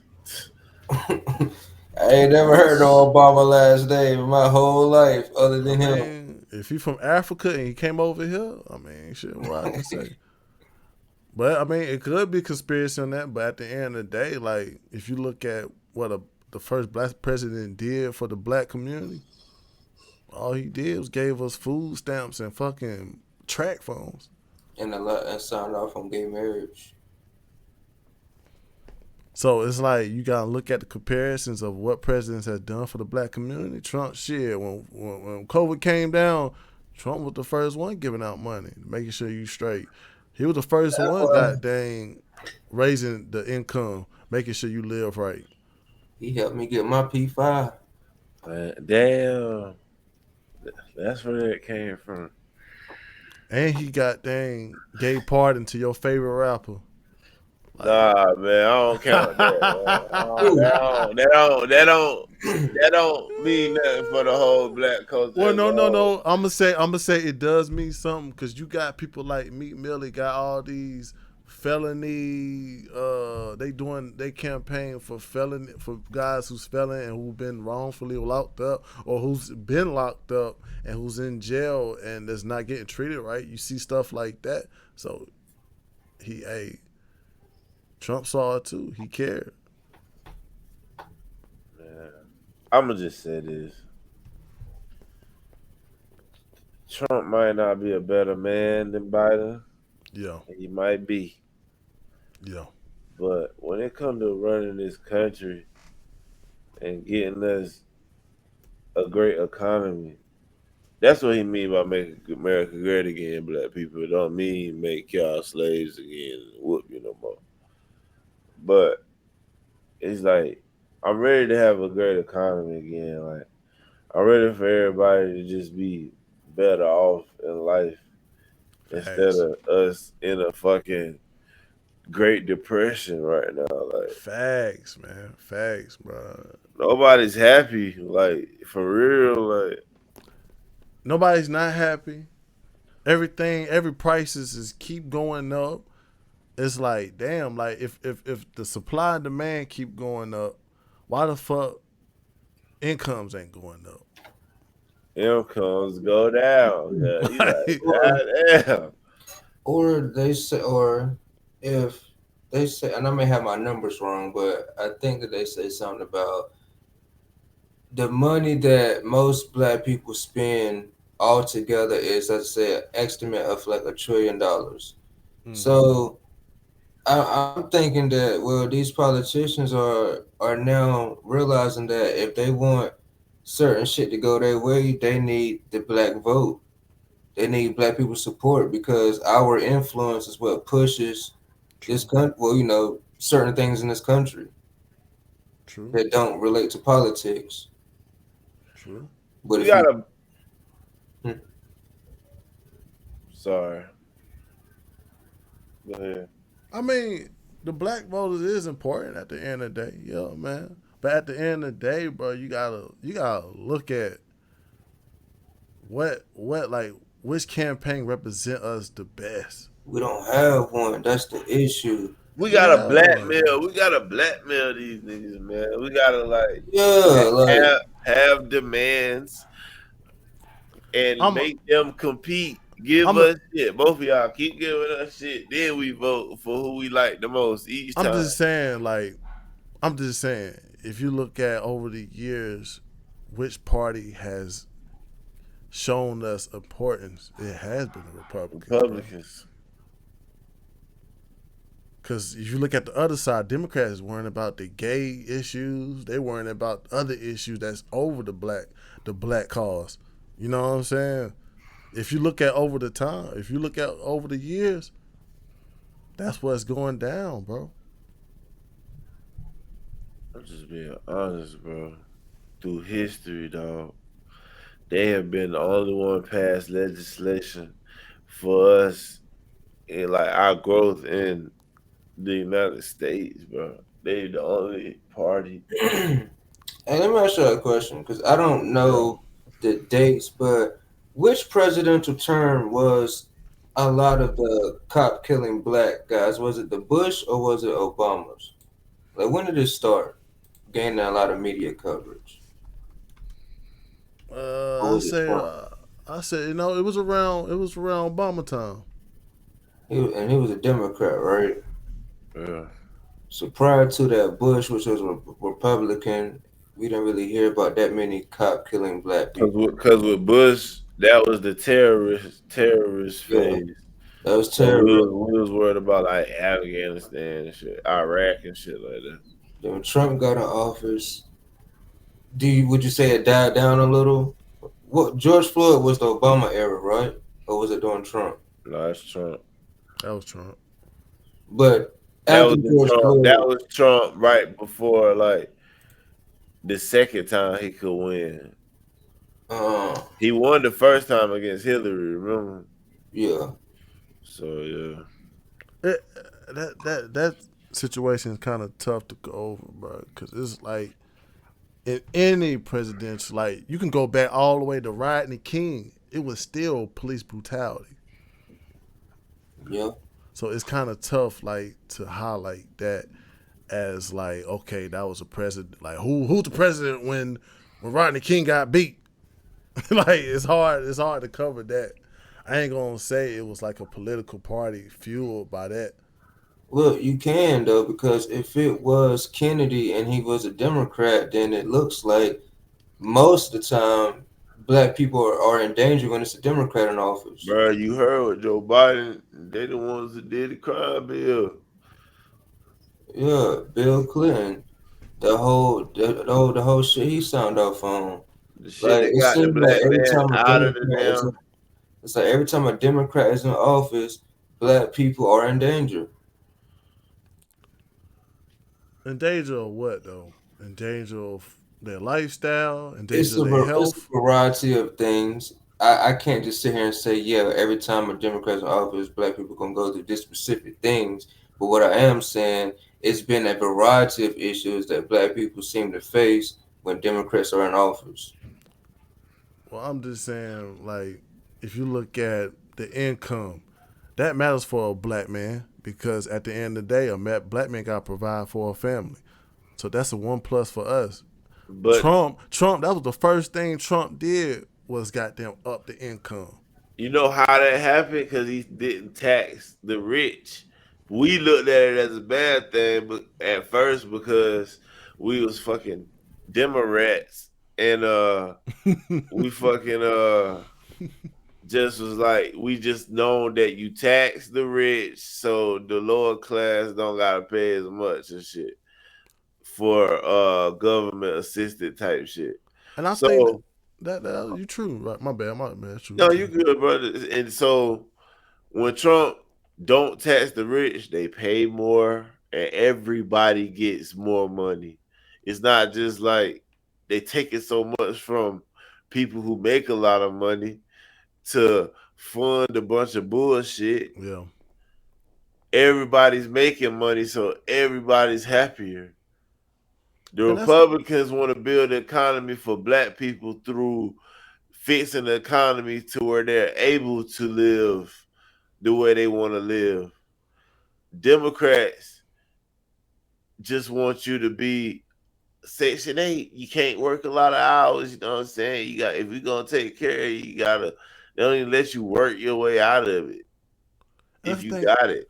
That's the thing about it too though, like 50 Cent said he liked the tax a Republican. He liked the tax a goddamn what Trump wanted. Like, because he rich now. You know what I'm saying? So you gotta look at a rich black person telling you that when this person was in office, I liked it because the tax was at a certain amount. But once Biden got there, he started goddamn switching up shit. But I mean, you can look at what the black and white. If your bosses lose money, you lose money. If your bosses lose money, you lose money. True. It's just the fact that, man, like, we need that money, man. It's just like how these WNBA girls thinking. That's how black people acting. Just like the WNBA athletes about Caitlin Clark. The Republicans and Trump is Caitlin Clark, bro. If we just understand, like, this is how we end up getting more money for ourselves in the end, we should embrace it. Just like a nigga. Want the white woman to be our goddamn savior. See? It's like, I'm bullshitting, y'all. I'm bullshitting. Hey, world, I'm just playing. I'm not racist. But I was just saying, like, who knows? It is kind of crazy though, man. It's kind of crazy, but I mean, I just feel like if you look at the new Democrats, I'm sure that the Democrats back in the day was probably looking at black people as like, not looking at black people, but they were just trying to favor a lot of things for us. They probably was trying to solve it, but they wanted slavery to continue. Republicans got us out of that.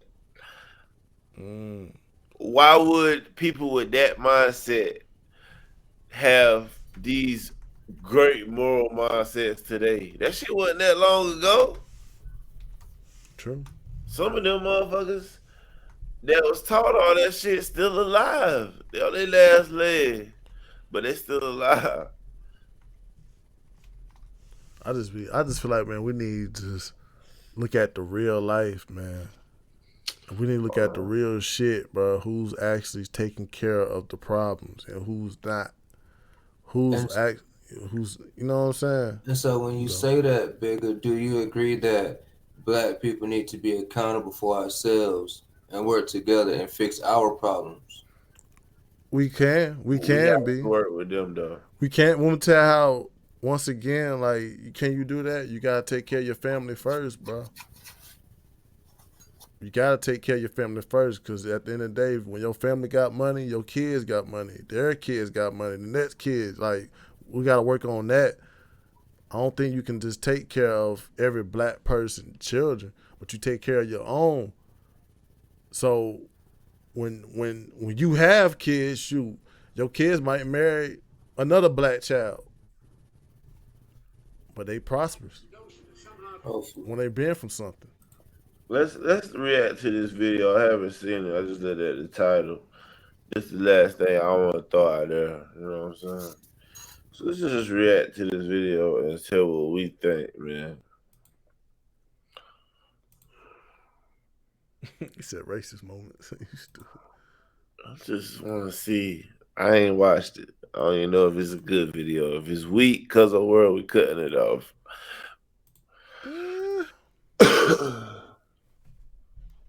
And I got another chart. I got a chart we can look over too. I feel like we ain't did this in forever. We back. What episode is this, Elijah? 28. Episode 28. You cannot do it. Poor kids are just as bright and just as talented as white kids. What the fuck? See? I mean, you got the first sort of mainstream African American who is articulate and bright and clean and nice looking guy. I mean, that's a storybook, man. Unlike the African American community, with notable exceptions, the Latino community is an incredibly diverse community with incredibly different attitudes about different things. You cannot go to a 7-Eleven or a Dunkin' Donuts unless you have a slight Indian accent. I'm not joking. It's a long way until November. We got more questions. You got more questions, but I tell you, if you have a problem figuring out whether you're for me or Trump, and you ain't black. It's an indicator of taking black people for granted. It's a way of saying, we got y'all. It's a way of saying, I can be overconfident because I know that you guys always vote Democrat. I can predict how you guys are going to vote. And I know that you guys have already bought into the narrative that Trump is racist, right? So as long as I'm not Trump, I can do whatever I want to do. I can say whatever when I want to say, and I don't have to worry about you and any of your concerns and being intelligent enough to speak to your concerns intelligently. Now, you don't know my state. My state was a slave state. My state is a border state. He's going to let the big banks once again write their own rules. Unchain Wall Street. They're going to put you all back in chains. And I can tell you, as someone who was a little brown girl, I found Joe Biden's words very condescending indeed. And I think a lot of other brown girls would have felt the same way. I think the two-party system, although my Democratic colleagues don't like me saying this, I think the two-party system is good for the South and good for the Negro, good for the black in the South. Other than the fact that they still call me boy, I think they've changed their mind. Biden sought and received support from Mississippi Senator James Eastland. The Democrat. Stop this shit, man. But it's crazy though because like at the end they were showing Joe Biden's pictures from him when he was younger, and it's like, bro, like he grew up during those times, so it's like it's embedded in him. You know what I'm saying? That shit is crazy. It's funny though, but it's like, damn, nigga, you really racist. You was born during those times. You grew up in that shit. And let's look at this chart right here of the black private households in the year of 1990 to 2022. And we can look at the chart. Right? We're going to look at the chart right quick, man. And it just shows you, like, where America was heading to with a certain president, bro. Well, one president that was taking care of shit.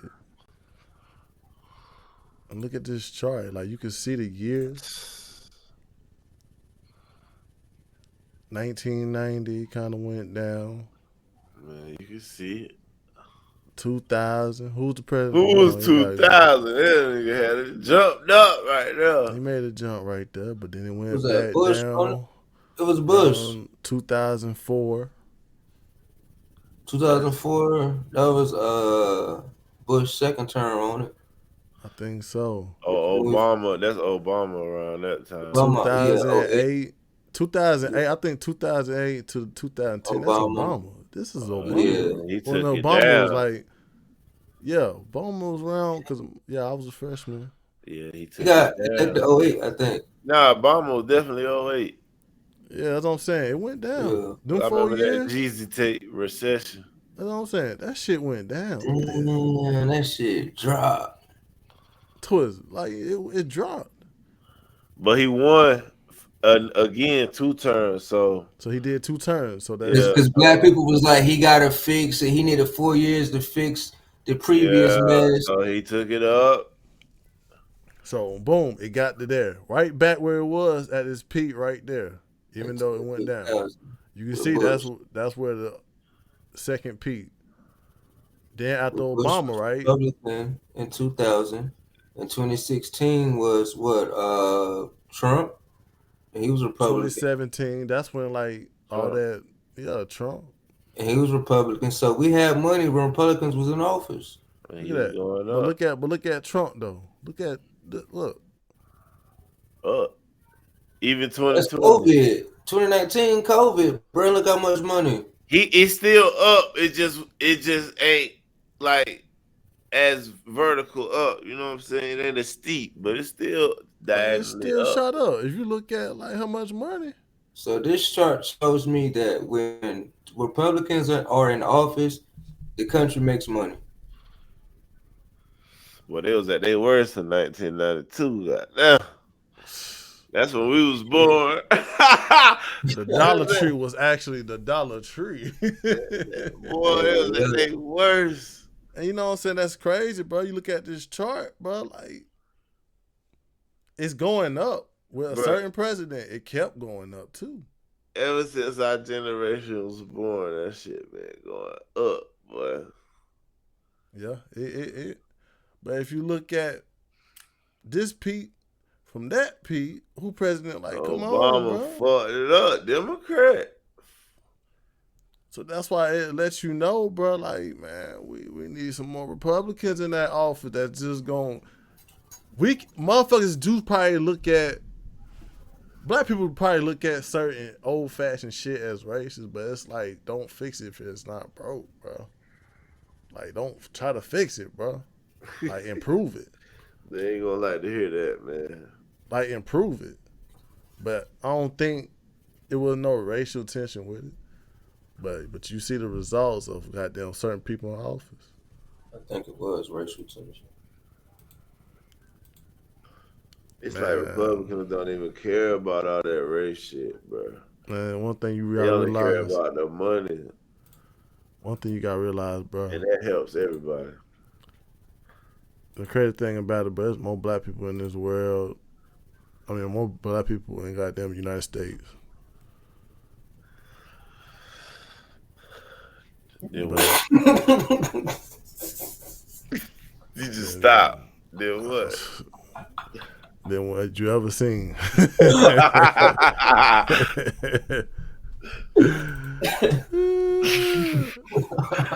Hey man, look, we've hit on 2 hours. 2 hours, man. You know what the time is. Final thought, man. Final thought. I thought we was gonna do an hour and 30, but we was hitting them sports, man. Final thought, first game. You already know.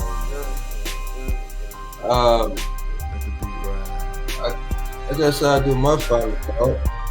Okay. I want to say, shout out to Jesus Clark. I mean, Caitlin Clark.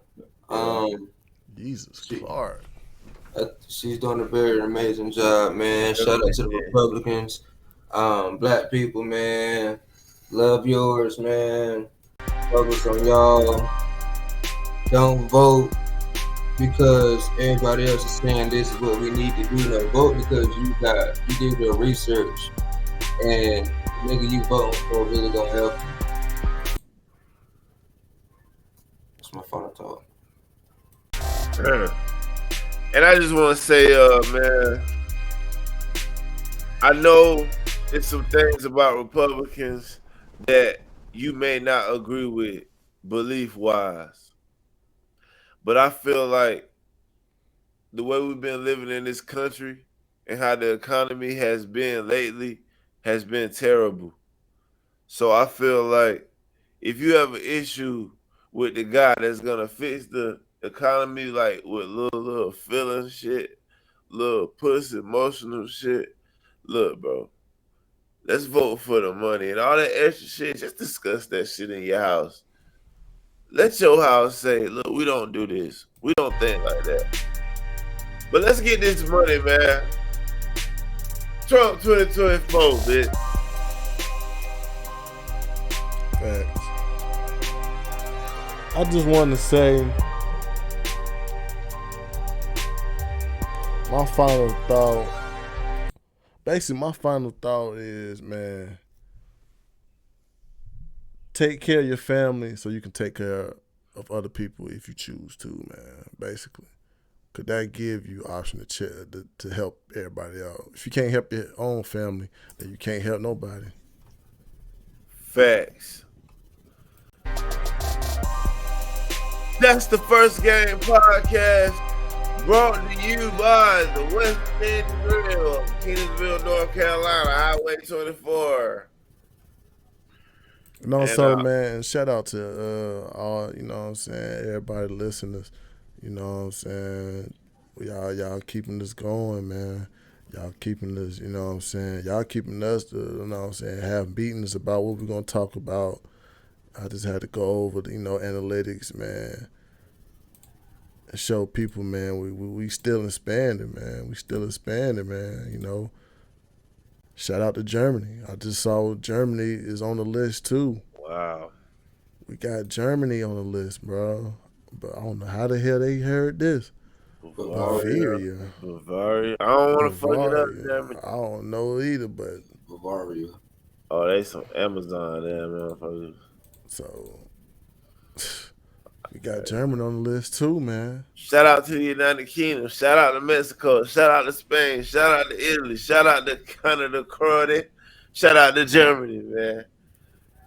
Thanks, man. So shout out to Germany. I just wanted to, just shout out to the listeners, man. Y'all the ones that keeps us going. Hey, yo, DJ, let the beat ride. One more time. I wish I had some record scratches and shit. I wish I had that. Hey, we gonna get there, man. But you already know, man. First Game Podcast. Hey, before we go, what we GTA? What we UFC? What we 2K? What we doing? Cause we gamers on Father's Day. Oh, we gaming, man. We gaming. But you already know, chat. Put your ones in the air. God first. God first. Man. God first. First game. First game. God is saying God first. God first. Every time. You already know. In this First Game Podcast, episode 28. Holla at y'all, boys.